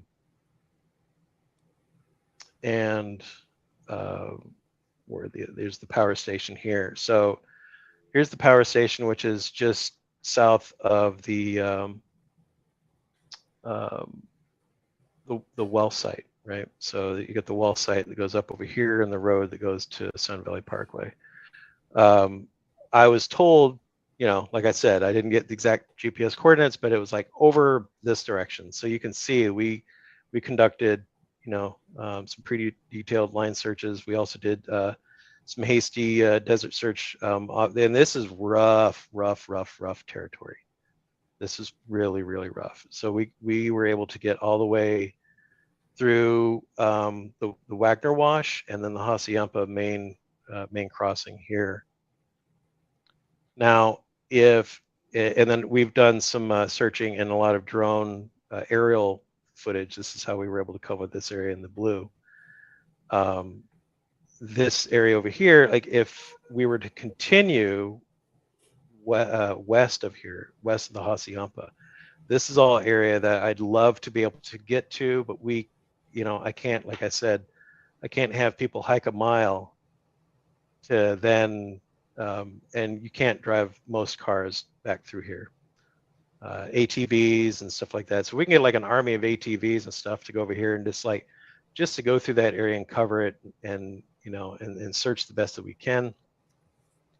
That would be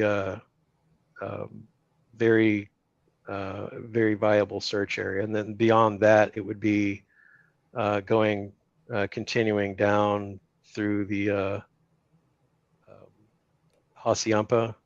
We've gone through here, but unfortunately, I don't have a lot of the tracks displayed right now. But down through the wash, if in the event that Daniel was out through here and something was carried down, there is an area where there is we weren't able to get past this area. They don't like trespassers, but there's also this area, from what I've been told, law enforcement did go through with K9 units. That's one of those, I'll jokingly say I cannot confirm nor deny that they did that, but I was told that they had K9 units go through the area to see if, because when the water was rushing, it goes all the way through here and all the way down. You can see this orange path is a track that I've wanted to take a start down here from the road and then go north. That's a track path that I've planned for future to see if we can get up to that area. Any specific questions? Otherwise, I'll sit here and talk about stuff randomly for hours, and then Leanne will throw something at me. And I haven't seen her in a second. She must be at work. she's probably on a call. But we've even searched for specific things that we're looking for, i.e. like vehicles that we have identified that might be suspicious based off of that a couple of individuals. We've gone through driving around all these neighborhoods and everything, looking for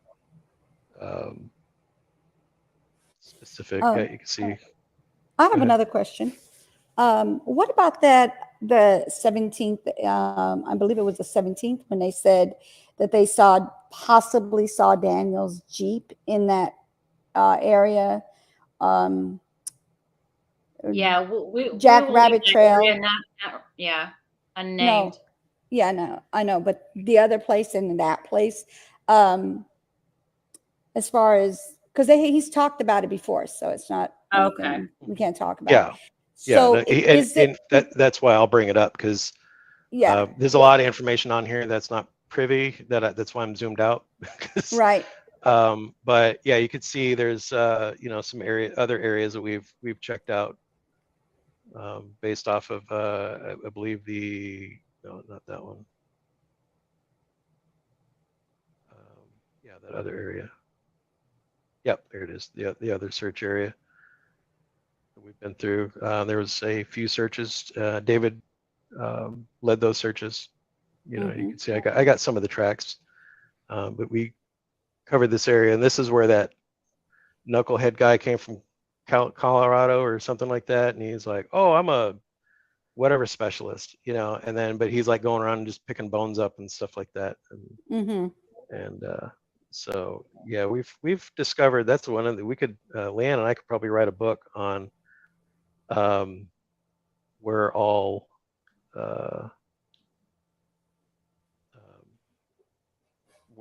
that different personalities that come out of the woodworks and stuff like that. So Yeah. Here's the location of those the human remains that we found. That one day I pulled my camera out. We recorded Jeff and David saying that, and you can see they were kind of spread out through the. Now there were a mix of. There's some reports that they found human remains, and then there was reports that they were animal bones.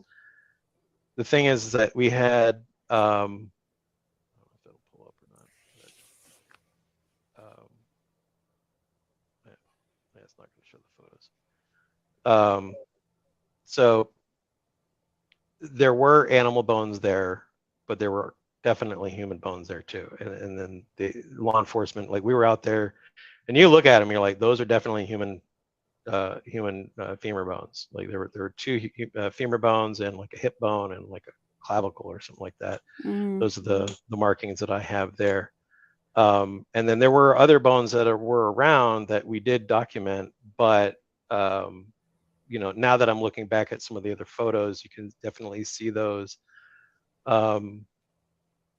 were animal bones, you know, now that not human bones. I got an app that I play around with that, like, I can look, it's human anatomy, and I can look at a picture and go, you know, I'm not an expert or anything like that, but it's helped me in the past when we're out there. Like like take a picture, upload it, go through the whole process. But in like my mind, I'm looking at it on an app, trying to find, okay, well, what human bone is that, and does that match? And like, I don't think it is. And there's times where we look at it and we're like, yeah, it's a cow bone. We could definitely tell, because human, the top of a leg is not that big on a human. So right. Well, also with the skull, like the head part, you definitely can tell a human from an animal.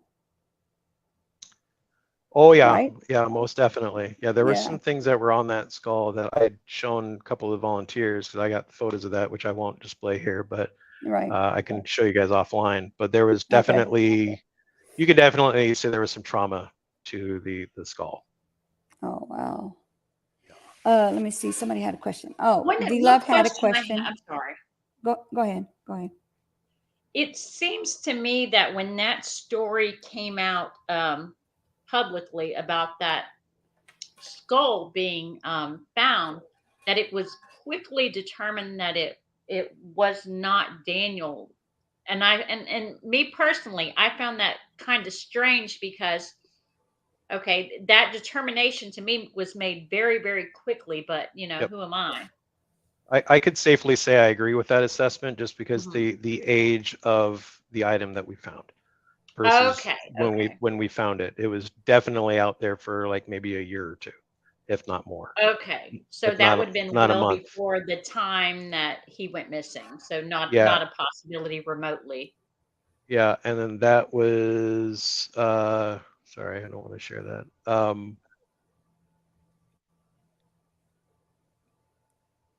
July 31st. So we found it July 31st. Mhm. And then I was just looking at like all my notes from the some of my notes. I got a thing for a safety briefing, and I just have like quick references for each day that we were out there. That's what I popped up there. So yeah, you know, it was definitely an aged skull that you could see on one side of it. There was damage to one side of it, and also the front teeth were smashed out. Some people had mentioned that, like, well, you know, if it was somebody who was on meth and stuff, and I'm like, okay, well, here, in a previous life, I was a Baptist minister who had an outreach out in Sunny Slope, which is the meth capital of the world, and I've worked with, you know, I've done drug counseling. Like I originally went to school for, or not originally, I went to school for social work and drug counseling.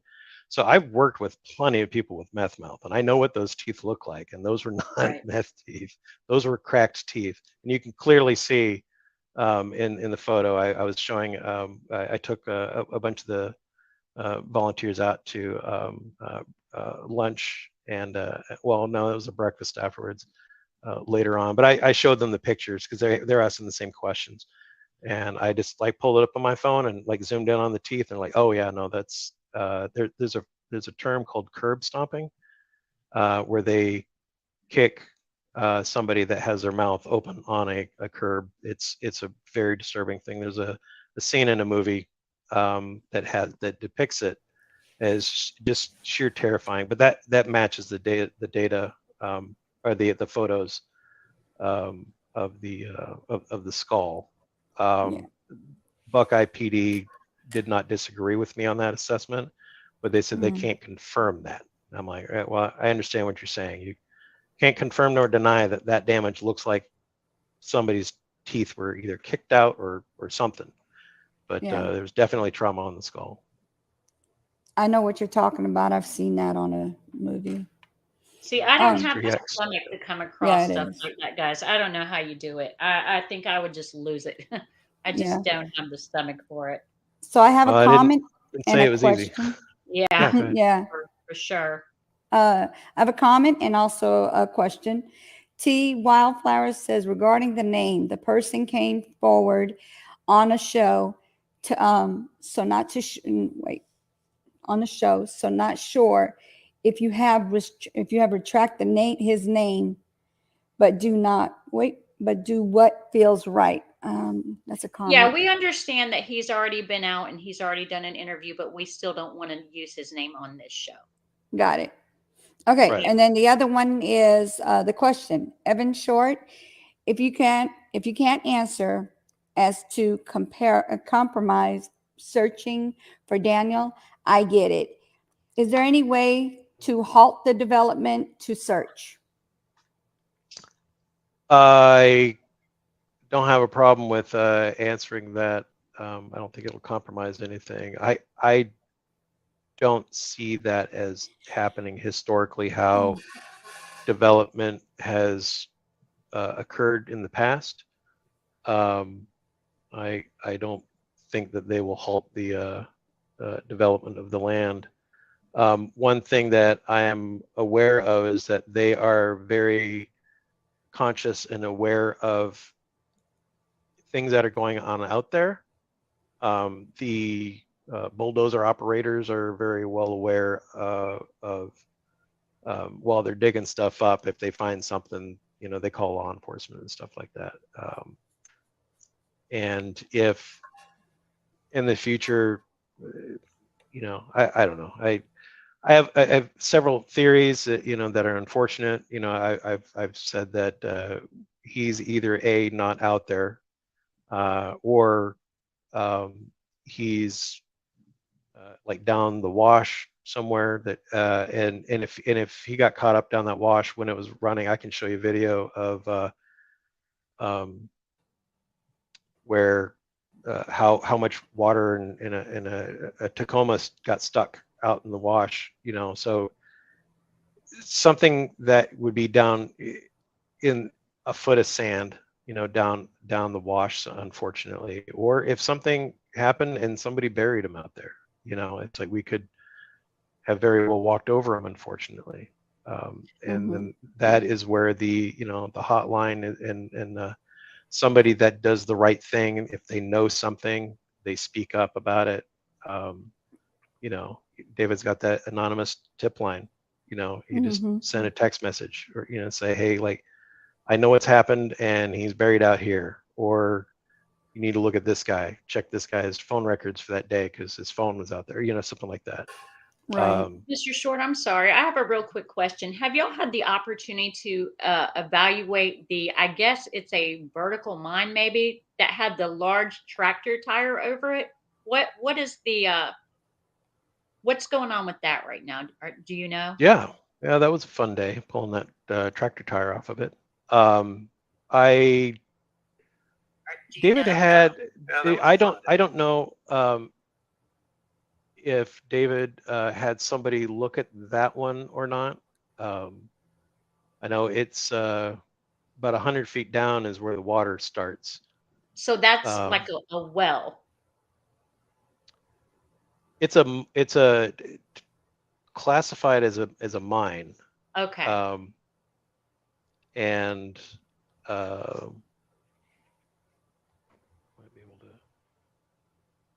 might be able to show it on here. I don't know if we got it, but it's like it's right over in this area.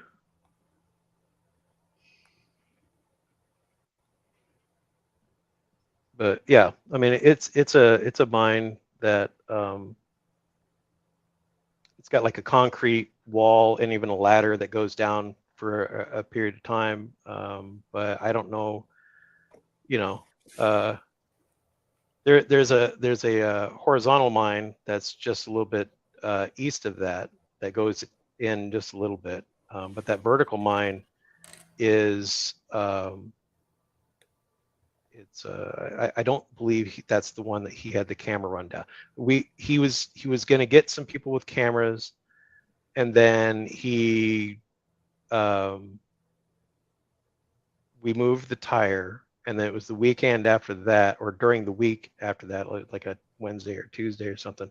You'd ask David for the details on it, but I believe that they went and did mine footage from a different location, not that one. I don't believe that mine has been checked yet, but you'd want to check with David on his investigation. He's the one leading that. But it's as far as I know, it's still open. I didn't put that tire back on it, so.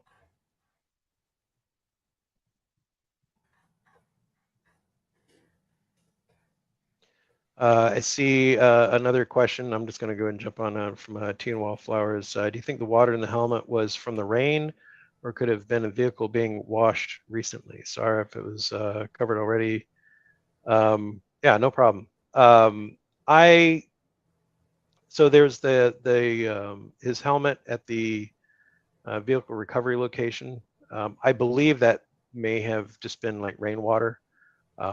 If it was facing up, I don't see how the vehicle would have been washed off and then placed out in the desert to have water in the rain helmet. If they processed, again, this goes back to like quickly coming to a conclusion that they think that I think what happened is like Buckeye spoke to some people and they had heard that, you know, Daniel was acting strange the few days before, and then there was some engagement with some a female or something like that, and they had a predefined thing in their mind saying that this is what happened. And when they found the vehicle, they already thought that he ditched the vehicle, or he, you know, or something like that. And that is why, this is me pure speculating. I don't know, but based off of my assumption of hearing and speaking with people, it's like, I think they had a predefined determination of what happened with Daniel. And then when they found the vehicle, that it was, they had the mentality of it's not criminal. Yeah, I and can't they speak for didn't them, but process it like that. That's Yeah. my observation from it as well. Yeah. You know, and that's just my theory, my observation. I think that, you know, they had came to their conclusion way too early on. Yeah. And then unfortunately, you know, I think that it still should have been processed. There should have been fingerprints, like it should have been treated as a crime scene. It doesn't take that much to, speaking from somebody that doesn't do it for a living, but it shouldn't take that much to have somebody go through and process the scene, like aside from taking photos, but there were no evidence markers, there was no fingerprints or any, you know, any swabs or anything done. The vehicle should not have moved until all of that was done. Right, definitely by the yeah. 19th, in my opinion, once you've seen that scene. To me, I'm no investigator and I can't speak for them. This is just, you know, myself and my opinion only. Yeah. That I would look at that, and at that point, I would have been like, okay, he's still nowhere to be found, and I'm looking at this, something is definitely wrong, and treat it with more care from that point on. But Mhm. in my opinion, that's not what happened at all. Yeah, I think that they quickly just are like, oh, you know, guy ran off to be a monk, which is, I think, was just a joke. Unfortunately, that was now, you know, probably has its own hashtag or whatever it is. It just spun out of control. And then you know, and then he was upset about the female individual, and then, you know, whatever it is, I think there's a predetermined, you know, when they found the vehicle, like you were saying, is like they, you know, they already had their opinion on stuff. It should have still been processed. I Right. feel that you know, I wish David shouldn't have to burden the expense of processing all the DNA. I completely understand his mentality and distrust of any organization to do that besides himself. I wish that wasn't the case, because I firmly believe whether it's county, state, or somebody should be the ones that processes all this DNA information. That, you know, like, what are the results from the fingerprints? You know, were their fingerprints? Did they do the fingerprints? You know, I mean, there needs to be That's somebody one else that thing comes I through and have looks. as well. Yeah. You know, we've been told that, you know, allegedly, I'm using the word allegedly, that there were swabs and fingerprints done, but, you know, who knows? You know, I'm not an investigator. I'm not in their shoes, but, you know, of course, we haven't heard, you know, that there was, or, you know, wasn't from, you know, the department themselves. Right.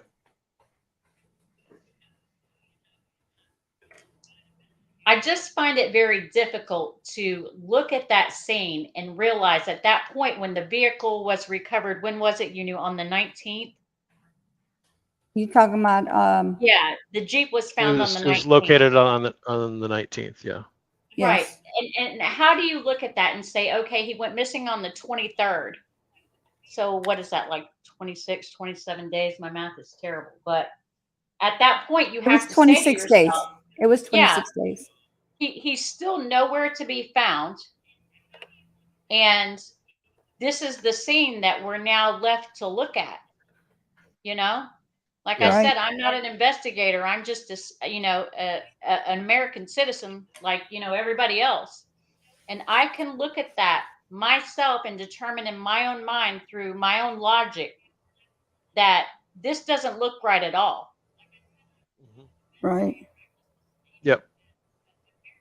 Yeah. And that only took me a few moments to determine that, you know, just using my own common sense. Right. Yeah. Evan, if you can you comment in my in the chat, please? Anything, it doesn't matter.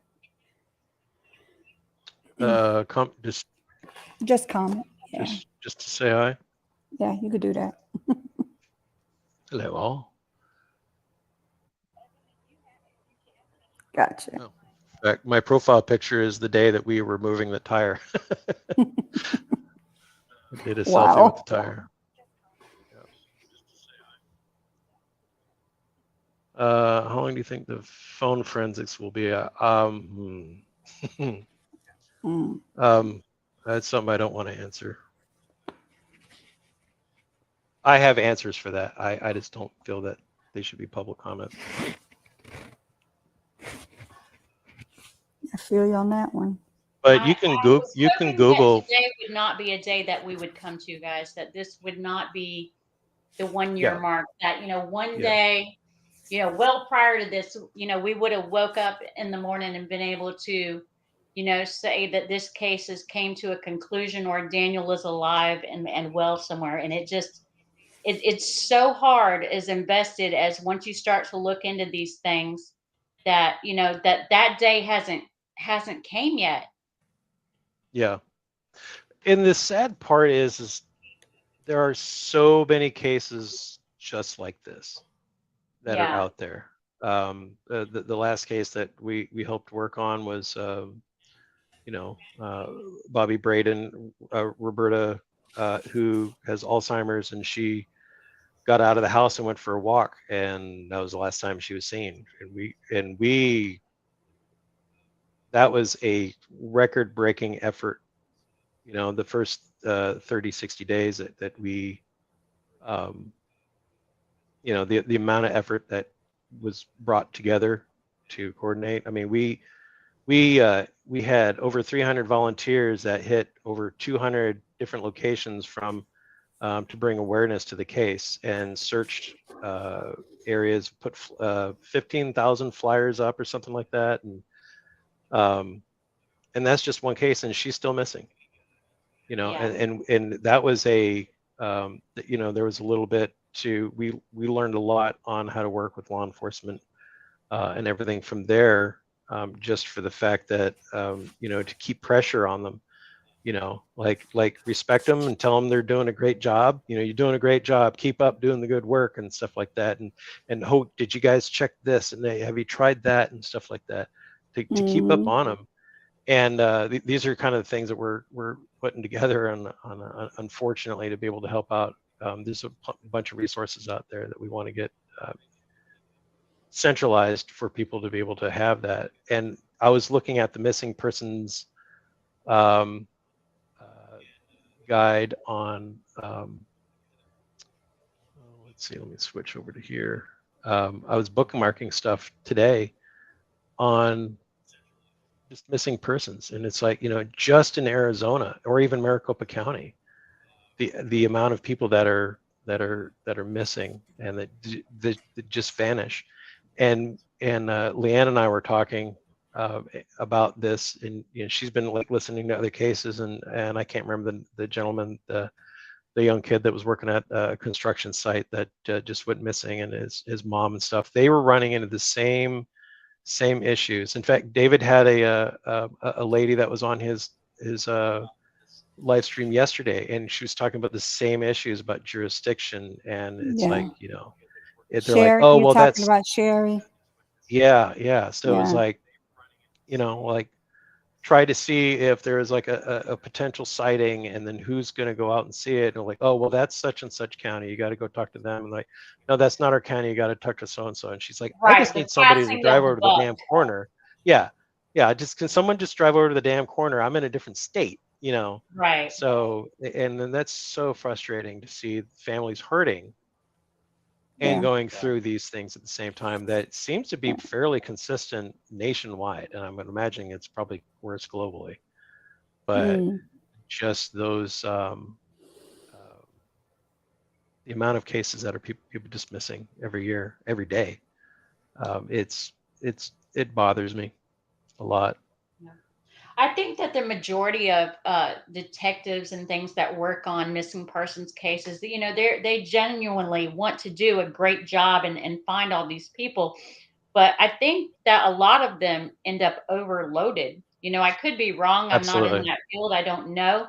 But I know how much it takes for you and I just to look at the things that we come across and want to observe and really kind of unravel piece by piece, in hopes that Yeah. maybe we'll find something in just the tiniest bit of information, and how hard that is. And that's just one case. Yes. Yeah. I mean, just the Phoenix PD, I know they've got over 50 open cases that aren't even classified as a cold case yet. And that's not including the Wow. cold cases. So, and that's just the city of Phoenix, the missing persons department over there. And I haven't even looked at like the sheriff's department, how many registered, but you know, then I was finding websites, because we're putting resources together. So I'm like trying to find different websites to see any kind of tips, any ideas that, you know, that we can centralize and help out as a group. Because we have a large group of people that have extremely large hearts, not medically, metaphorically, but you know, that they want to help other people. And when they come across, you know, they hear somebody in the neighborhood or something like that, then they can go, okay, here's what you got to do, you know, Right. and then Right. share that information out.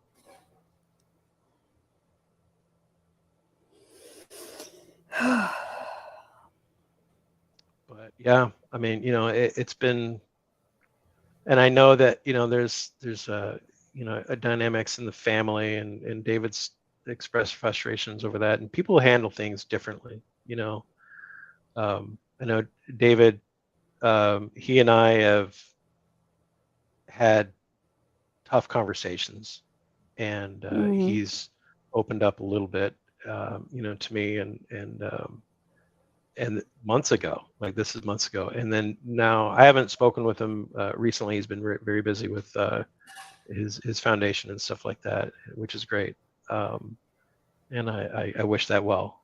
And then he's also has the event that's coming up this Saturday down at the Capitol. And, but I shot him a text message. Just says, hey, like we're thinking about you and, and everything that's going on. And I can't imagine. I think about it every day. Is like if one of my kids went missing under any circumstance, I would hope that I would have the tenacity that David has to the keep strength. on.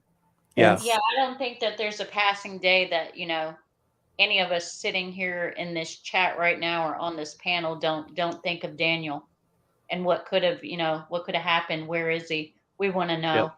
Yep. Yeah. And if it was foul play, which, like I said, I feel like it was foul play.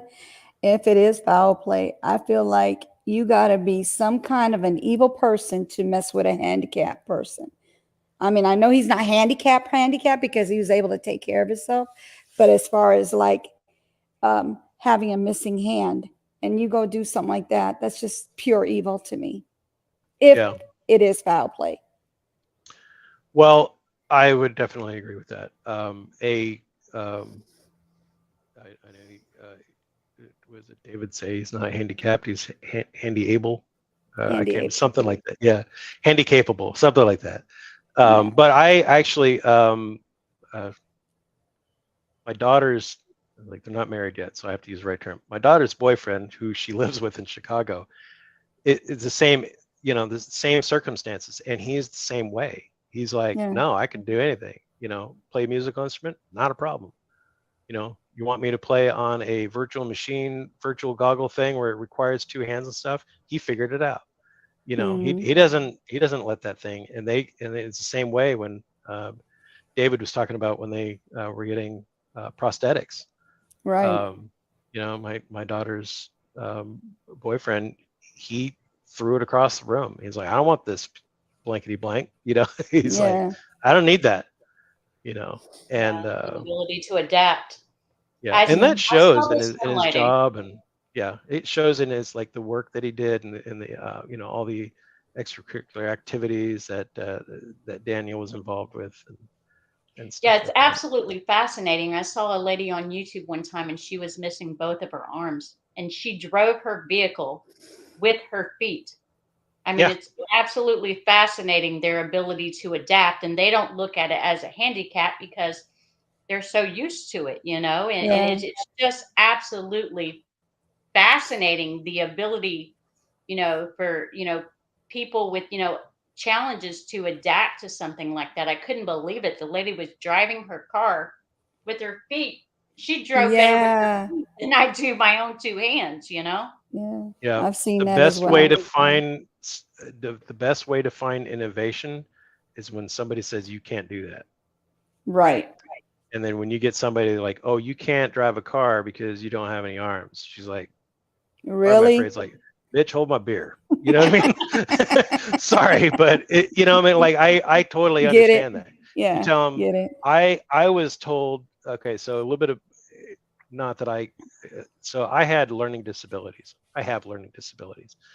But back in the 80s, they didn't know what ADD was, so I was put into a classroom and because I was mentally retarded and I had a low IQ is what they said. They tested me later on and I had a higher IQ, but I learned differently. But because I wasn't in that box, they said, well, you need to learn some sort of a trade. So when I was told that I'm not going to be, I'm not smart enough or I'm not good enough or I have a problem, I can't learn things.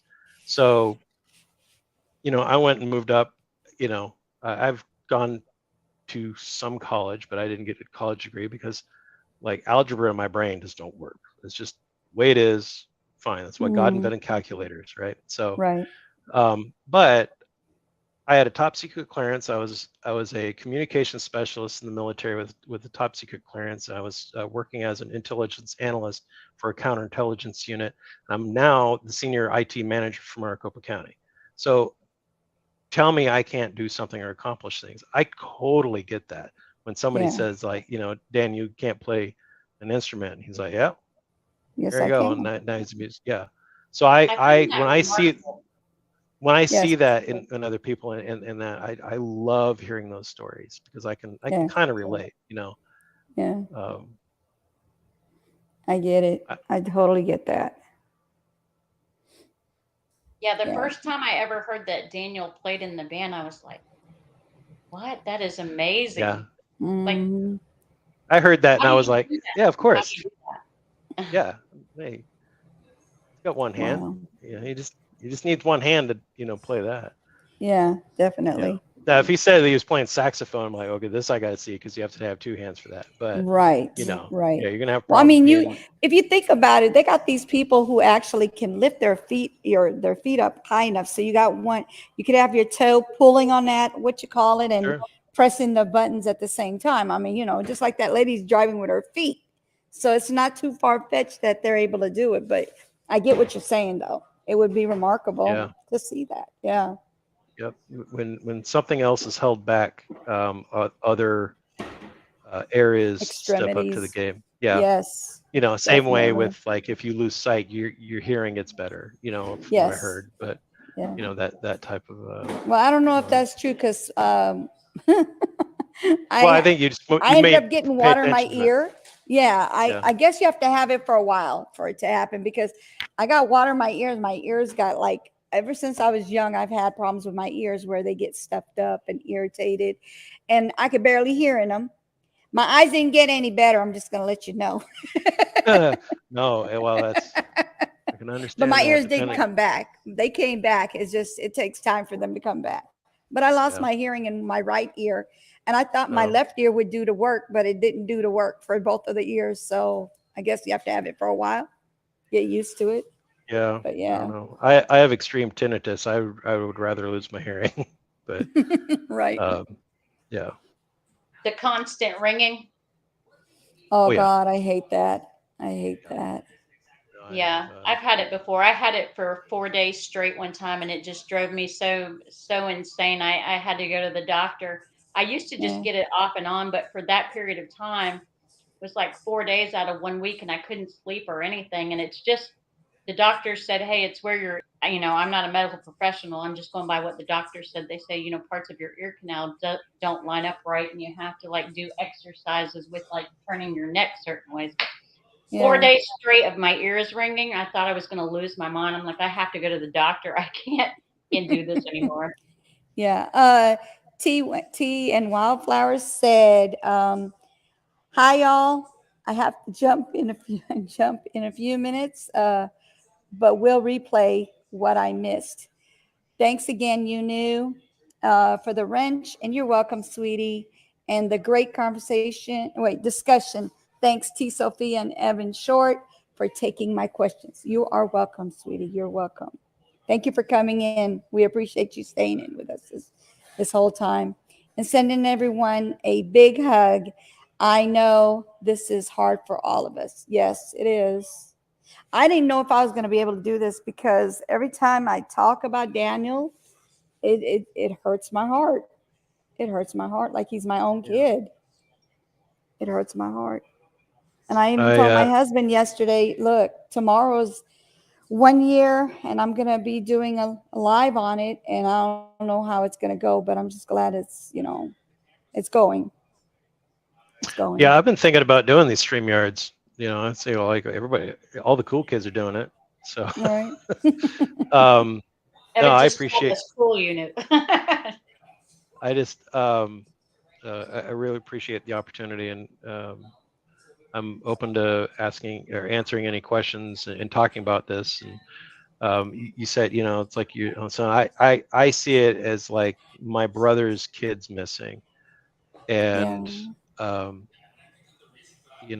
then I can't even imagine having my kid, but I love David a lot, I've told him that. It makes him feel uncomfortable when I say that.